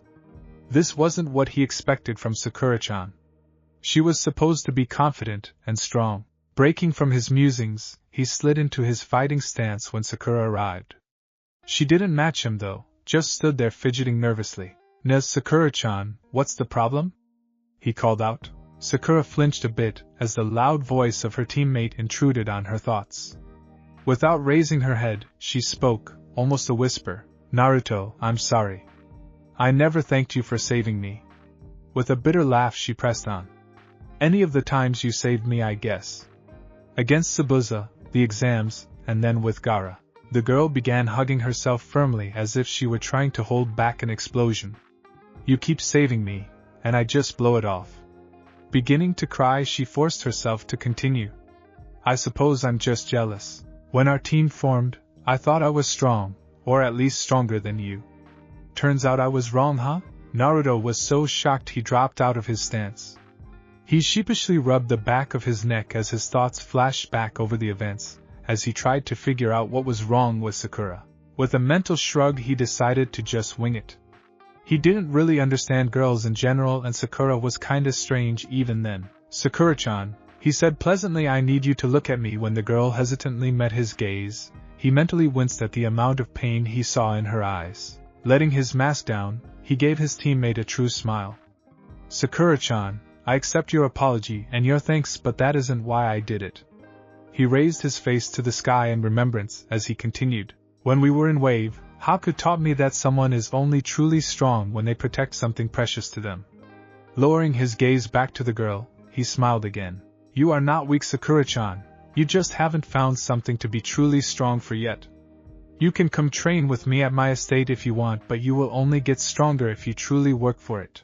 Still, judging from the way Crazy Snake Lady over there is twitching, we should start this match before she molests me again. The final comment was too much for Sakura, and she roared with laughter, remembering what Anko had done before the second exam. Temari gritted her teeth in irritation. Stupid, weak fangirl, wannabe kunoichi. Why the hell is he so stuck on that pink-haired? Arg. Why do I care? Deciding she didn't really want to continue thinking about it, Temari went back to musing over the matches. Naruto hadn't humiliated the stupid pink menace, but it was obvious to every shinobi in the audience that he had held back. The next match was more exciting. That weapons girl wasn't so bad. Temari had crushed her in battle only because she was able to blow away all of her attacks. Once Naruto got in close, however, it was over. The next match had caused Temari to both laugh and palm her face. Shikamaru was possibly the laziest person she had ever met, but he was skilled. Too bad for him that Naruto was simply unpredictable and refused to play along with the stall tactics. At the beginning of the match, Shikamaru had caught him with his cage main, and in response Naruto had created a few dozen Kage Bunshin without using any seals, something that had caused a collective gasp of disbelief in the audience, and ordered them to take Shikamaru out. Shikamaru's response was fairly typical. He muttered how troublesome and gave up. Not surprising to anyone that knew him, but what irked Temari was that in her match, she had gotten tied up playing along with the Shadow User's little game instead of just overpowering him. Temari had to save the dog boy in the next match. Something in the pre-match banter had caused Naruto to fix a maniacal smile on his face as he pulled out a kunai and began wrapping an exploding tag around it. Blanching at the memory of what he had done to her brother, Temari whipped her fan out and floated to the arena floor. Landing between the mutt and her betrothed, Temari placed her hands on her hips and said one word. No! Ah, come on, Temari-chan, Naruto whined. No, you are not going to use that technique ever again. Pouting, Naruto put the kunai up after stripping off the exploding tag. Satisfied, Temari turned to leave, only to be stopped by Anko. You know, you aren't supposed to be down here. Arching an eyebrow at her, Temari continued to leave. I was saving a dog boy from a fate worse than death, you know. I know what he was gonna do with that, and I never want to see it again. Oh, Anko replied with her trademark insane grin. What was he gonna do? With a shudder, Temari replayed the events of Gaara's fight with Naruto in her head. He was gonna shove kunai up the mutt's butt. Something about 1,000 years of pain and Kakashi-sensei's teachings or something. I'm still trying to forget it. In the stands, Kakashi tried to hide behind his book as he felt everyone turn and face him. What? I used it as a joke during his genin exam, he said defensively. I didn't think you would actually use it on someone, let alone with an exploding tag. Denied the use of the 1,000 years of pain, Naruto had simply thrashed the bog boy after he had tricked Akamaru into playing catch-over in a corner with a Kage Bunshin. The match after was boring. The tubby kid tried to flatten Naruto, and had been blown away with a wind jutsu, then beaten down by Kage Bunshin. The quiet bug kid had been next, but had forfeited when Naruto had summoned several toads. Temari hadn't heard all the conversation between the two but caught Naruto apologizing and something about Shino being too dangerous to take head-on. Shaking her head, Temari glanced at the woman sitting next to her. She was still trying to come to terms with the fact that she was sitting next to the Lady Tsunade. She wasn't blind, she could see that the woman had some problems, but she was sitting next to the most powerful kunoichi in the elemental lands, and to make it even more surreal, the woman viewed her as her daughter-in-law. Temari was amazed to learn that Tsunade viewed Naruto as something like a cross between son and grandson. She had been extremely alarmed when threatened by the older woman about what she would do if Temari ever hurt her new husband. She shuddered as she remembered the boulder that had accidentally exploded. Turning back to the current fight, Temari sighed and pinched the bridge of her nose to fight back what she believed to be the beginning of a migraine. Who the hell actually gives their opponent a pep talk in the middle of a fight? Sure, he was fighting that weird Hyuga girl who had a crush on him. Not that he seemed to notice, but still, a pep talk? I suppose it's a good thing he is so oblivious to it. The last thing I need is competition. I mean, it is a political marriage, and we aren't expected to be happy. But if he gets it in his head he can have an affair, it'll destroy everything. He doesn't exactly seem the type, but a lot of people don't. Temari was pulled from her thoughts as she watched Naruto play Bunshin Daibakuha Pong with his next opponent. Niji was using his Kaiten repeatedly, but eventually he ran out of chakra and was blown into the air. Naruto, being Naruto though, caught him as he fell and carefully laid him on the ground. Sorry Niji, but after our last fight I doubted you would hold back and you're way better at taijutsu than I am. With a groan, Niji placed an arm over his eyes as he waited for the morning to arrive.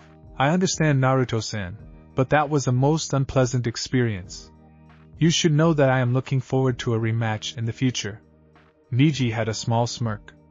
Preferably without explosive clones, please. Naruto noticed Guy and Lee arriving and a truly wicked smile appeared on his face. It's a shame, Niji. It seems that you might require more youth for our rematch.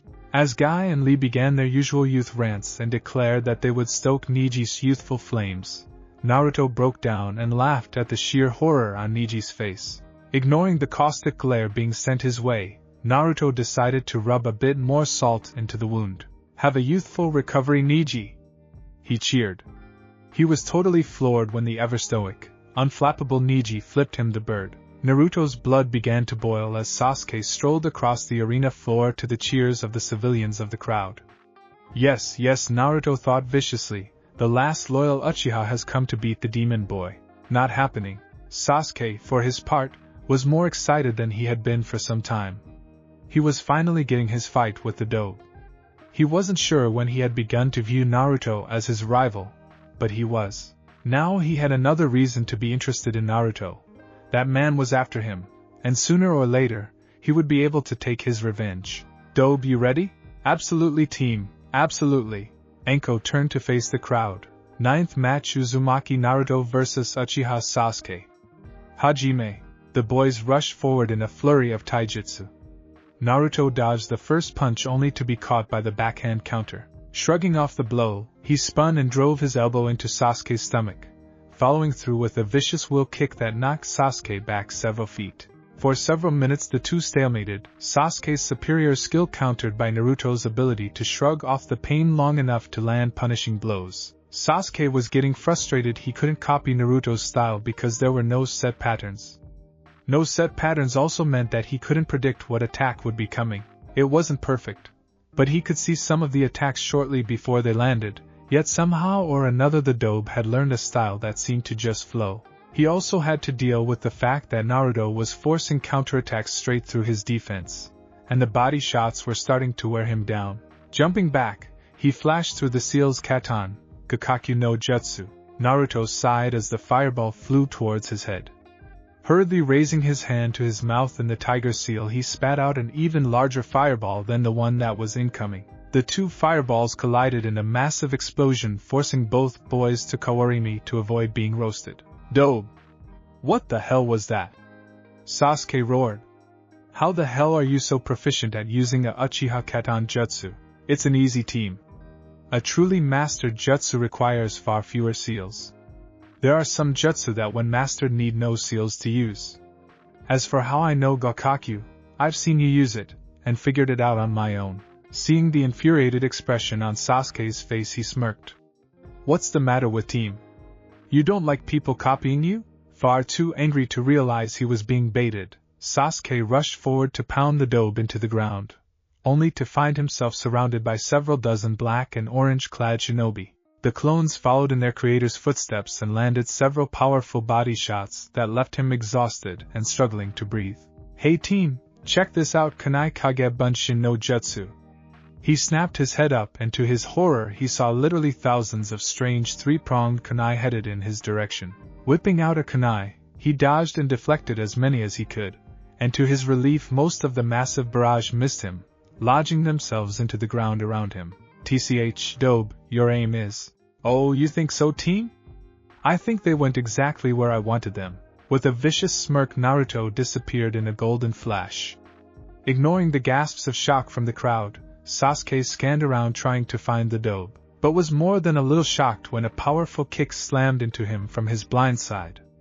Spinning around to retaliate, he blinked as Naruto disappeared in yet another yellow flash. Confidently he spun around to block the attack he expected at his back, only to once again be knocked to the ground by a strike from behind. Damn you, dobe! How the hell are you doing this? Well team, when AS Class Shinobi marries AS Class Kunoichi and they do a special little dance, 9 months later the magic chakra stork delivers them a baby. In the stands, Temari and Tsunade exchanged pained glances and emitted near-identical groans. Speaking to the younger Kunoichi, Tsunade was nearly dripping with sarcasm. Hopefully he is just trying to irritate Sasuke, but I wouldn't bet against him actually believing that. At Temari's look of disbelief she continued, well, I really doubt anyone actually explained to him where children come from, you know. He's so well adjusted I sometimes forget about his past. I wasn't expecting to see him use Hiraishin no Jutsu, though. You think he is trying to make a statement to those idiots screaming for his blood? Turning back to the match with a small amused smile, Tsunade simply replied, probably. Back on the battleground, Naruto was finishing up his rather bizarre speech. And that team is the reason that ramen is the food of the gods. Blinking, Sasuke stared at his rival with complete and utter disbelief. Dobe, there are so many things wrong with you. I just don't know where to start. But you never answered my damn question. With a patronizing air, Naruto decided to enlighten his teammate. Sasuke, my father was the Yondaime, otherwise known as the Yellow Flash.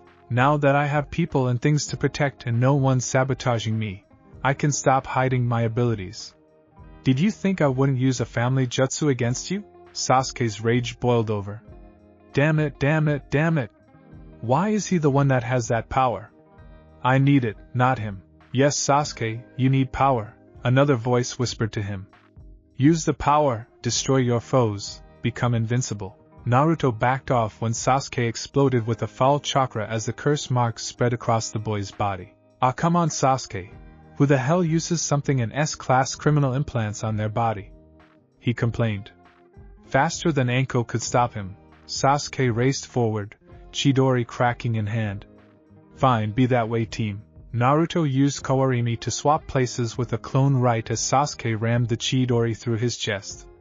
Hey team, Bunshin Daibakuha. Most of the audience was horrified when Sasuke was seen after his encounter with the explosive clone. His left arm was partially torn from his body, his face and chest covered in burns and shrapnel holes. With a low whistle at the damage, Anko stepped forward. Shausa, Uzumaki Naruto, as the medics rushed, and she whispered to Naruto. You think that was a bit much there, Gaki? An extremely cold expression crossed Naruto's face as he answered. Anko, he just tried to ram an assassination jutsu through my chest. If I hadn't swapped with that clone, I would be dead. So no, I really don't think that was too much. Nodding her agreement, Anko glanced up at the Hokage only to find the woman on the arena floor facing Naruto with a very serious expression on her face. Holding up his hands toward her momentarily, Naruto began to explain. Bachan, he just tried to kill me. I think I was perfectly justified blowing him up.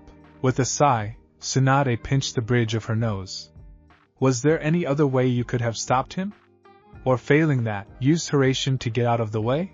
No, Naruto responded, arms crossing his chest. I barely had time for Kawarimi. I just learned Hiraishin, so it still takes me a few seconds to lock onto a seal. I stepped down the power of the explosion, but when the clone detonated he had his arm shoved through its chest. For what it's worth, I'm sorry Bachan, but I'd do it again. Damn, the paperwork is gonna be for this one. With a dismissive wave, Tsunade used a leaf shunshin to return to the Hokage's box. Last fight Gaki, I doubt you'll have too much of a problem here though. Anko said as she watched Ino walk up. Naruto! The loud blonde yelled. How dare you hurt Sasuke-kun like that? With a sigh Naruto faced her. Ino, last time I'm explaining this. I barely had time to Kawarimi with that clone, and he rammed an assassination jutsu into what he thought was my chest. If I hadn't gotten out of the way, I would be dead, and I really don't want to be dead. I stepped down the explosive power of the clone, but once again, his arm was in what he thought was my chest. Realizing he was starting to rant, the blonde paused only to be surprised when Ino chimed in. Yeah, I get it, she said with a long sigh. At the look of disbelief on both Naruto and Anko's faces, she raised her voice in irritation. Look, just because I like him doesn't mean that makes it okay for him to try and kill his teammate. I'm an heir to a shinobi clan. I understand these things. Grabbing her ponytail in irritation, Ino stopped her rant when she saw Naruto staring at her cross-eyed. Gomen, Ino-san, Naruto spoke formally, for him anyway. I was simply expecting you to be furious with me. Gomen again. Releasing her ponytail from her death grip, Ino sighed. Gomen, Naruto, I suppose I should have known you would expect me to snap. At the risk of making you snap, I would recommend you forfeit this match. You can't beat me physically, and I'm pretty sure you've been told to never use your clan techniques on me. Ino snorted. Yeah right, like I'm just gonna give up. Even Billboard Brow fought you, so I am too. Hajime. Jumping back, Naruto barely had time to curse when he heard Shintenshin no Jutsu. Nearly every shinobi in the audience had to resist the urge to facepalm, and Ino's father Inoichi was damn near having a panic attack. Naruto looked at the collapsed form of Ino and frowned. Seriously? He asked in shock. After just being told not to do it, she went and did it anyway. He seemed to lose focus for a second before he groaned and turned to Anko. Call the match so I can go save her please, the fuzzball is laughing and that just can't be good. Shausa, Uzumaki. Naruto. Hurriedly dropping to the ground, Naruto entered his mindscape as Inoichi tried to reach inside his daughter's mind. The combination of all three jutsu was too much for his mental barriers, and his thoughts began to display themselves on the nearest surface, the wall of the stadium. Rushing through the sewer towards the cage holding Kyuubi, Naruto cursed under his breath when he heard Ino scream followed by laughter from his prisoner. When the cage came into view, it was all he could do to not rip his hair out in frustration. Ino was in the cage. Ino was in the cage with the fox. This was not good on several levels. Currently, the fox was amusing himself by suspending the poor girl with his tails, snapping his jaws at her. Noticing Naruto's arrival, the fox turned and gave him a truly terrifying smile. Well, the warden comes to visit his prisoner. I should thank you for this delightful morsel here. I haven't had this much fun in, I'd say 13 years. Cautiously moving forward, Naruto forced himself to speak calmly. Let her go, fox. You know things will end badly if you kill her. Oh please, the fox replied, rolling his eyes. I see what happens, you know. The morsel was warned but didn't listen. Snapping his jaws at Ino again, the fox laughed. I should just eat her, but these screams are just invigorating. Naruto carefully eyed the distance between Ino and the bars and considered ways to get the terrified girl clear. Slowly a plan formed, a suicidal plan, but when dealing with Kyuubi, there really wasn't much else he could do. Charging a Rasengan, Naruto darted towards the bars. As he drew closer, the fox moved to face him, dropping Ino. As fast as possible, Naruto used Kawarimi, swapping places with her. Okay, that is part 1 completed, getting out of the cage. Now for the really hard part, he gulped when the fox turned to him with a sinister grin. Getting out of this cage alive. Realizing he had seconds at best before he was eaten, Naruto zipped forward and slammed the Rasengan into the fox's paw, trying to buy time. Sadly, Kyubi didn't react the way he had hoped. Rather than draw back even momentarily from the pain, the fox simply used the same paw to slap Naruto away. Slamming into the bars in pain, Naruto damn near didn't connect the dots in time. The bars! Ha ha ha, take that, fox! He cheered in his head as he dove back out into the sewer barely ahead of what could truly be considered the jaws of death. Ha ha, take that, you stupid furball! He taunted. I got her out of fuzzball! Naruto walked over to the traumatized girl. He knelt and gently shook her shoulder. Ne Ino-chan, you're safe now, calm down. Slowly, Ino focused her eyes, and before Naruto could react, the girl glomped him so hard he could barely breathe. Thank you, she hysterically spat out. She began to cry into his shoulder. I was so scared. I thought I was going to die. Not really sure what to do, Naruto sort of just patted her back and stroked her hair in an attempt to calm her. Sure, you're okay, it'll be alright. Just calm down, okay? Seeing her regain a semblance of calm, he backed up a bit. Ino, now that you aren't trapped in there with the giant walking carpet, can you release your jutsu, please? I'm pretty sure your dad is freaking out, and I'd really like to get out of here myself. Nodding, Ino concentrated, then frowned at him. I can't, she said flatly. I've tried to release it, but something is blocking my exit. As the Kyubi started laughing behind him, Naruto palmed his face in irritation. Mumbling under his breath about giant pain and the fox's freaking doom annoying the living shit out of him, Naruto turned to face his prisoner. The rather terrifying grin, wow, those are some really big teeth, being bestowed upon him was not calming at all.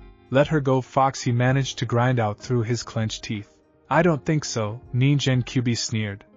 I'm rather curious how long her body will survive with her soul stuck in here. It should be highly entertaining. Stifling a curse, Naruto asked Ino the first thing on his mind. Is he serious? Your technique sent your soul into my body? That's just nuts. Crossing her arms, Ino managed to somehow pull off a haughty look. Of course it does, Baka. How else would you be able to take over someone else's body? Fantastic, he muttered, glaring at the highly amused fox. Ino-chan, how long can you survive here anyway? She hesitated in her response. Well, I really don't know. The longest I've ever heard of was my dad spending a bit over a day during an interrogation, but he said that it took a lot out of him when he did. Pouting, she refused to look up at the fox. I'm not as strong with this skill as my dad yet, and I don't think he was tortured by a terrifying creature living in the guy's head. Speaking of Naruto, what the hell is that thing? With a resigned sigh, Naruto waved a hand vaguely in the direction of the cage. Ino-chan, meet Kyubi. Kyubi, let her go right now. Watching the fox simply lay down and laugh at him, Naruto launched a barrage of insults at his least favorite furry creature, as Ino simply stared at him in shock. Not a stupid girl by any means, Ino quickly placed all the pieces of the puzzle in place and blurted out. Your father didn't kill it? Oh sweet Kami, he sealed it into you. Naruto edged around in shock. He really hadn't been expecting Ino to yell right behind him, let alone figure out what had happened so fast. Yeah, he responded despondently. My father sealed the fuzzball here for me to save the village. Supposedly he tried to have people see me as a hero by holding the stupid thing prisoner, but most of the civilians thought I was the damn thing, and most the shinobi kept their distance because most Jinchuriki are not terribly stable. A really good example would be Gaara before I beat him during the invasion. Anyway, enough about that, we have to get you out of here. Alright fox, what do you want to let her leave? Take the seal off. Not happening, bunny ears, try again. Why should I care? The only thing I want is that damn seal your father stuck on me off. You have nothing else I could want, you pathetic mortal fool. Hey, you think I'm stupid, don't you, fox? I know what you're afraid of. We both know you could have killed me when I was in the cage, but my father's seal means that if I die, you die too, doesn't it? Naruto shot the fox with the fiercest glare he could muster, which really wasn't bad if it wasn't directed at something other than the Kyubi no Kitsune, and turned to Ino. Ino-chan, I'm about to do something really, incredibly stupid, but it should allow you to get out. When you feel that hold on your jutsu loosen, get the hell out of here, okay? Ignoring her questions about what he was doing, he turned back to the fox as he drew his kodachi. Heh, I so wanted to be Hokage, but I suppose this is as far as I go. At least I'm taking this jackass with me. Placing the tip of the kodachi against his stomach, Naruto called out in an almost sing-song manner. Last chance, team! Let her go! Scoffing Kyubi barely bothered to look up. You wouldn't dare, Ningen. Maybe if it was that pink-haired tramp you drool after, but you have no ties to this one. Do your worst. Laughing, Naruto called out, You really don't know me as well as you think you do, Fox. Yes, she isn't really a friend, but she is my comrade, a fellow leaf ninja, and as such, she is precious to me. Without saying anything else, Naruto rammed the kodachi through his stomach. Kyubi roared in anger, and the figure of Ino disappeared from his mind. Naruto awoke with a groan. Ugh, where the white walls, bright lights, I hate hospitals. It took some effort, but he managed to sit up and promptly blinked in confusion when he saw Ino and Temari sleeping in the chairs next to his bed. He understood why Temari was here. She was his fiancée after all, but what in hell was Ino doing there? He stifled a snort when he saw a thin line of drool on the normally fashion-conscious girl. Ha, I wish I had a camera. I bet Sakura-chan would love a picture of this. Moving quietly, he found his clothes, and prepared one of his best jutsu, Ninpo, Hospital Escape no Jutsu, which was a very high-level move that involved him and an open window. Sadly, people who know him were prepared, and even as he jumped out the window, he found himself snagged by the collar and dragged back into the room. Come on, Kakashi-sensei, I hate this place. Let me go, please, he said, attempting to use the dreaded puppy eyes no jutsu on his sensei. Naruto, sorry. Hokage-sama threatened to burn my books if I let you get away. The lazy jonin replied without taking his eyes from his book. Glancing up at the sleeping girls, he turned one of his infamous eye smiles on Naruto. I'm so proud of you, my little adorable little genin. 2 girls sleeping in your hospital room. I almost feel tears of pride forming. Flushing in embarrassment, Naruto retorted hotly. It's not like that, sensei. I know why Temari is here. I mean, we're getting married. But I have no idea why she's here. He pointed at Ino. Quieting down, he asked the 2 questions burning through his head. Sensei, how long have I been out? And what happened with Team? Kakashi stalled for time, carefully placing his book away. Well, the first question is easy to answer, Naruto. You've been unconscious for 4 days. Chuckling a bit at Naruto's groan, he paused and decided to answer the last question. As for Sasuke, they managed to keep him alive, and they even reattached his arm, but they don't think he'll ever fully recover. Sighing, he got to the worst part. Naruto, Sasuke will never return to active duty as shinobi. Hearing the words, Naruto wasn't really shocked. He had seen Sasuke's arm blown off, but it still hurt. Sasuke was his teammate, and he, no one else, had destroyed a talented shinobi and ruined his friend's dreams. Can't Bachan fix him? She fixed bushy brows, right? That was way worse. The words just spilled from his mouth. Eyeing his student, Kakashi decided that, while painful, he needed to tell Naruto the full truth before he convinced himself that he was to blame for what happened. Naruto, even if he still had full use of his arm, Sasuke would have been pulled from the ranks. Ignoring the look of shock on Naruto's face, Kakashi pressed on. The containment seal placed over Hibi Team's cursed seal, and I do like that name by the way, was reliant on Sasuke's will. He willingly broke it and drew on the power of the cursed seal, directly against orders. In addition to that, he used an assassination jutsu on a fellow Leaf Nin in a friendly match. Hokage-sama has ruled that we cannot afford to have such a loose cannon. Shrugging, Kakashi placed a hand on Naruto's shoulder. It wasn't your fault, Naruto. Shrugging the hand of his shoulder, Naruto stalked back over to his bed and sat down. He understood what Kakashi said, but he still felt guilt burning at him. Sasuke being removed as a shinobi as a result of his own behavior eased some of his burden, but it felt as if it was his fault for pushing him that far. If Naruto had not started their rivalry, Sasuke would have never felt the need to use the seal on him. He was pulled from his thoughts by a squeal, and suddenly found himself on the floor as he was tackled by a blonde blur. Hey, you're awake! That's awesome! Databeo. He froze in shock as Ino continued to hold him, and he vaguely noticed that Kakashi seemed far more amused than surprised. Databeo? What the hell? I was so worried you weren't going to wake up, Databeo. The blonde rambled on.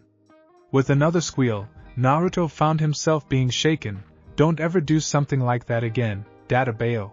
Prying the overexcited girl off, Naruto found himself wondering exactly what sort of hell he had found himself in. His feeling of doom increased when he noticed that Temari was also awake and staring at Ino in a rather frightening manner. He began to panic as he tried to think up some sort of explanation for what was going on, but he was drawing a blank.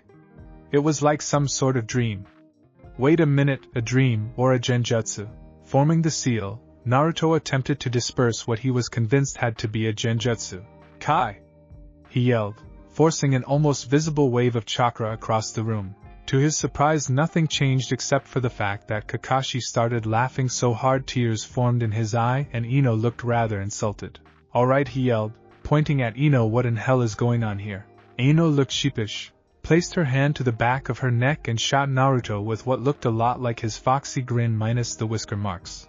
No, it's complicated, Naruto, but there were some side effects to when I was stuck in your mind. Correctly interpreting his current facial expression to read continue before I do something you won't like, the girl continued her story. When you stabbed yourself, and I can't believe you did that, I was able to release the jutsu. But the fox hit me in a last-ditch effort, and I was thrown through all of your memories. Naruto stared at her, horrified. Hastily, she continued trying to explain.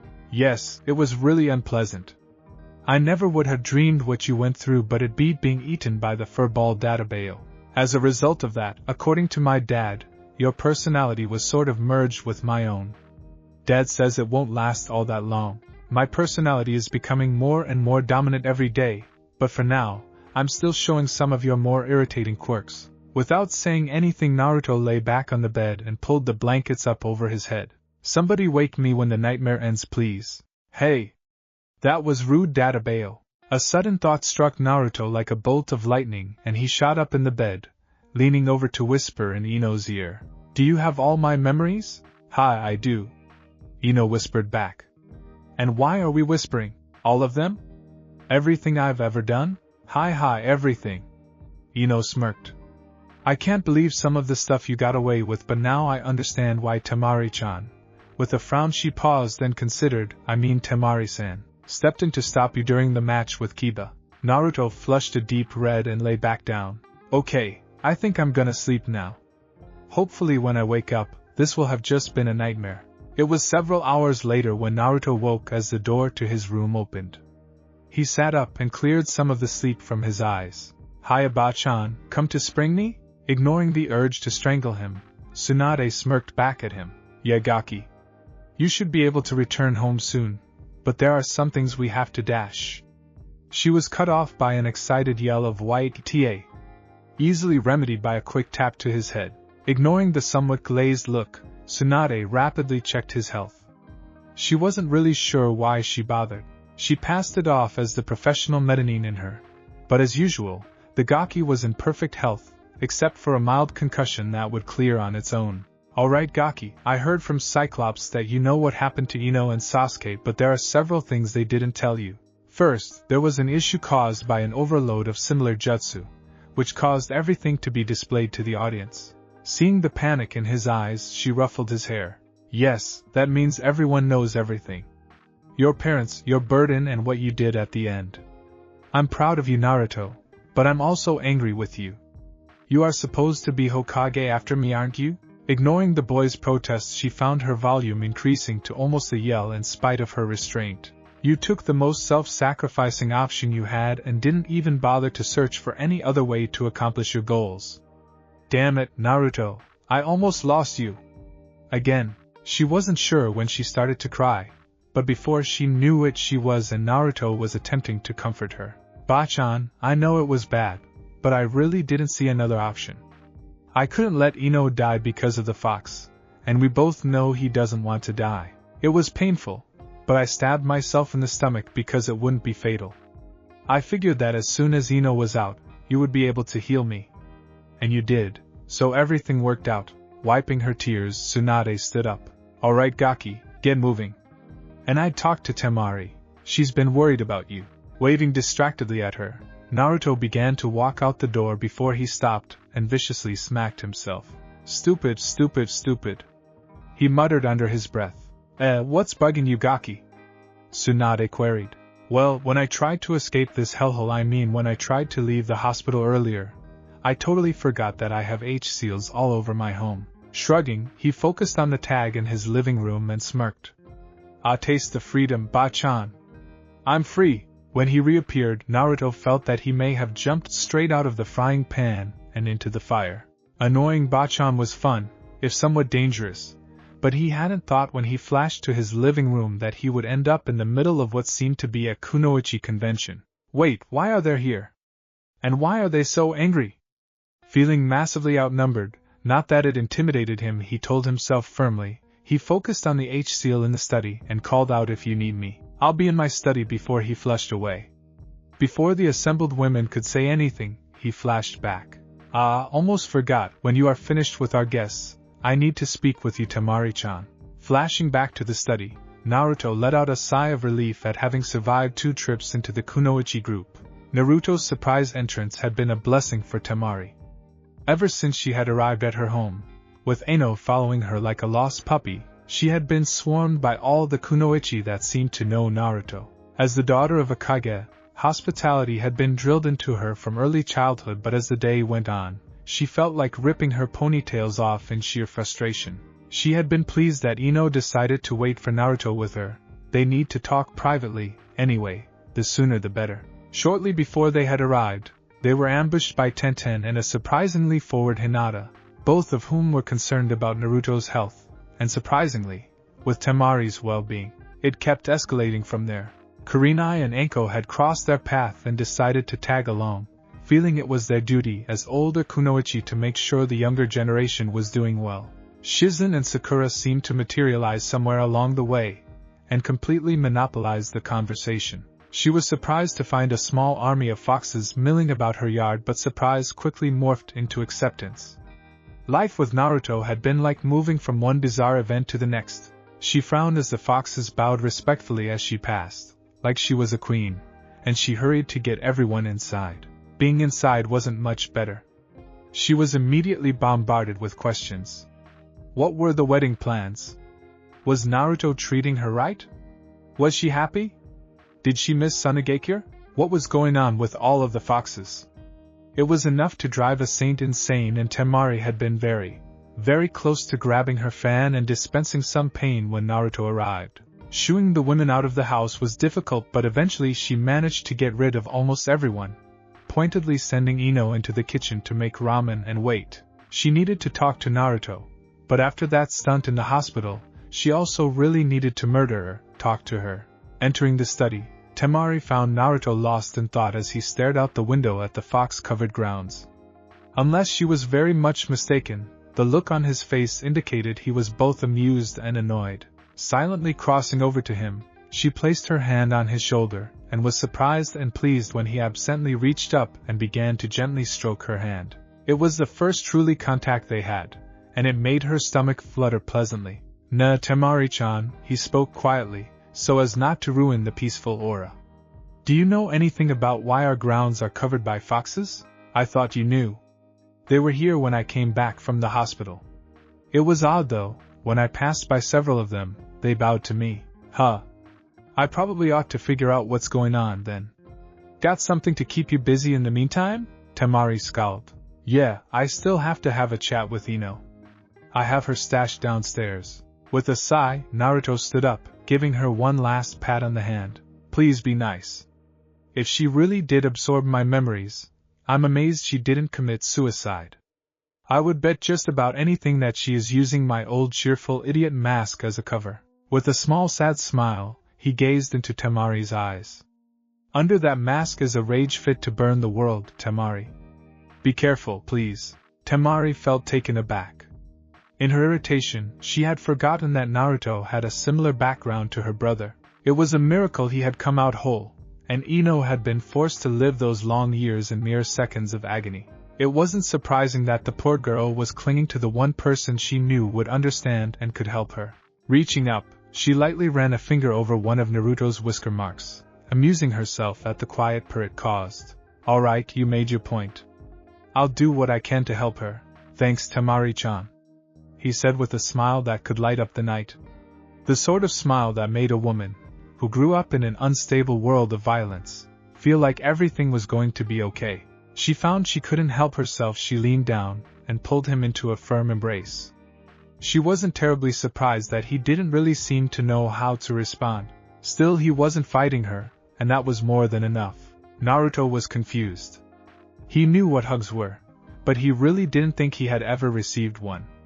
It was a nice feeling, being wrapped up in someone's arms. All of his anger slipped out of him like water over a stone, and he relaxed into Temari's arms, gently returning the affection. He remembered how much she seemed to like it when he stroked her hands, and he decided to see if the same was true for her back.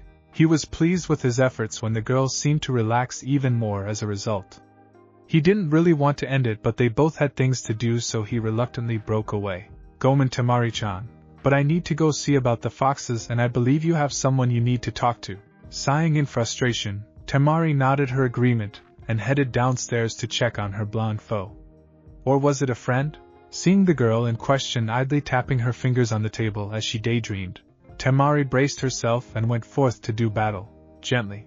Naruto entered his backyard as he considered the foxes gathered there.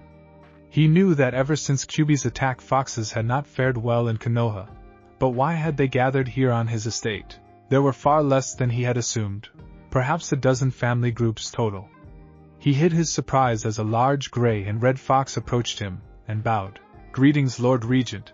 I beg forgiveness, but it is urgent we speak." Yeah, I was just thinking the same thing. What's going on here? "My name is Reynard, Lord Regent." Holding up his hand to stop the fox, Naruto queried, "Lord Regent?" Bowing again, the fox explained. "You hold Lord Kyuubi inside your body, my lord, and as such, until his return, you are his regent." Please continue, but I'm not much for formality. Please just call me Naruto." Naruto responded. "As you wish, Naruto-sama. We have gathered here to request sanctuary. For years, our kind have been hunted here in Konoha. All that have survived are gathered here. As our regent, we humbly request your help." Eyes widening, Naruto did another quick count. "This is it?" he thought incredulously. It had seemed like a lot of animals to be in one place. But if they were all that was left, their species was on the verge of extinction. "Very well, Reynard. The kitsune are welcome on these grounds. You should be safe here. I'll talk to Ba Lady Hokage in the morning to find a more permanent solution. But is there anything I can do now?" "Aye, Naruto-sama. The kits need urgent care, and I fear some of our members have been poisoned from the traps set up in the woods. Their wounds are not healing as they should.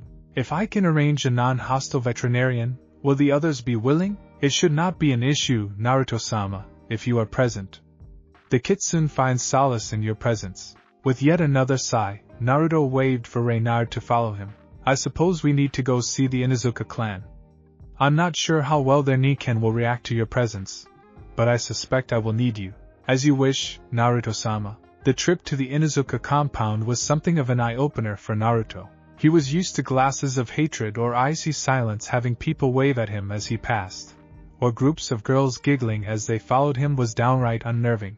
No one seemed to even notice Reynard trotting along beside him, and that was even stranger. He really doubted people would change their minds that fast, even if they had seen everything that happened in his head, so it was with some relief when he arrived at the Inuzuka gates. Short-lived relief when he spotted the dark-haired, feral figure of some Inuzuka leaning against the gates. Well, what brings Minato and Kushina's puppy to me today?" Eyeing Reynard, she added, "and with a guest I see, it's to help the foxes, Stay calm, be respectful." Taking a deep breath, Naruto and Reynard explained what happened and what help they needed as respectfully as possible. Naruto was extremely polite. He had several run-ins with Sum in the past because of his pranks, and the woman scared him even more than Crazy Snake Lady. Sum was not happy that canines, even if they were foxes, had almost been hunted into extinction near Konoha. An agreement was quickly struck allowing Inuzuka vets and their Niken into Namake's grounds to treat the foxes and train Naruto in animal husbandry. In return, Clan Namake's would pay a yearly fee and would allow young Inuzuka access to fox kits as possible partners. The hope was that when members of a large and influential clan began working with fox partners, the fear and hatred of the foxes would slowly die away. satisfied with the deal struck, and considering other options he may have regarding the foxes, Naruto and Reynard led a handful of Inuzuka vets back to the estate. Temari was having issues. Specifically a blonde issue that was now wrapped around her, sobbing. She had intended to politely talk to Ino about staying the hell away from her fiancé, then work with the girl regarding her new emotional issues. Sadly, almost as soon as she got the Yamanka's attention, Ino had simply exploded. "I don't get it!" she screamed.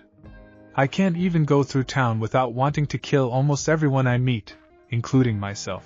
I see people I know I've had good times with, and then his memories flash in my head and I see how they treated him and I just want them to burn." Suddenly the girl stopped and flashed Temari a foxy grin. Did you need to talk about something, Temari-chan?" Temari eyed the girl, and despite everything her heart went out to her. Ino didn't have the sheer will that Naruto did to bury or channel the rage and hate, and if something wasn't done, Ino would simply explode before her normal personality resurfaced. Temari pulled the girl into a hug where she promptly broke down and cried, and almost 2 hours later, Ino was still there. Temari was not a real touchy-feely kind of girl at the best of times, and being subbed on for a couple of hours had not improved her mood, but it was a necessary evil. It wasn't surprising that when Naruto came wandering back in from supervising the Inuzuka vets, Temari damn near threw Ino at him. "I can't deal with this anymore, you do it!" she yelled as she stomped off. "Naruto, how do you do it? How do you block this out?" Ino begged, disregarding Temari's absence. "Ino, you have to find a goal and focus everything into it. I strive to be Hokage. I put everything into it, and when I gain that goal, I will prove to everyone who ever doubted or hurt me that they were wrong. That's how I deal with it. For now, I need to ask you to go home. Talk with your dad, clear your head, do things that you, like to do. Hopefully that will help drive back my memories and let you get back on with your life." Naruto gently smiled at her. "You are welcome here to talk or train whenever, but right now, I need to spend time with my fiancé. With everything that's happened, I feel I've neglected Temari." After escorting Ino out, Naruto wandered the house until he found Temari sitting on the rail of the back balcony, watching the fox kids play in the yard. "Gomen, Temari-chan," he said softly to avoid startling her. "I didn't realize how bad my memories were affecting her." Sighing, Temari continued to face the yard. "It's not your fault. When she was clinging to me, I realized all the suffering that you and my brother suffered. If I'd tried, I could have been there for Gaara. Maybe I could have stopped him from snapping." Walking closer, Naruto wrapped his arms around her from behind. "It wasn't your fault, Temari-chan. Gaara told me before he left that your father never allowed you to be near him when he was younger. When you finally met, it was already too late. But you're there for him now, and that is what's important." Temari relaxed back into his embrace, surprised with how comfortable she felt being held by the boy. In Sunagakure, everyone had feared her father or her brother, and she spent much of her time alone or with Kankuro. Somehow, the maddening and confusing boy holding her had broken through her defenses, and rather than be threatened by it, she felt safe. "Temari-chan, do you want to go out for dinner? I can show you all my favorite spots around town." She smiled, even though he couldn't see it. "Yes, I think I would like that."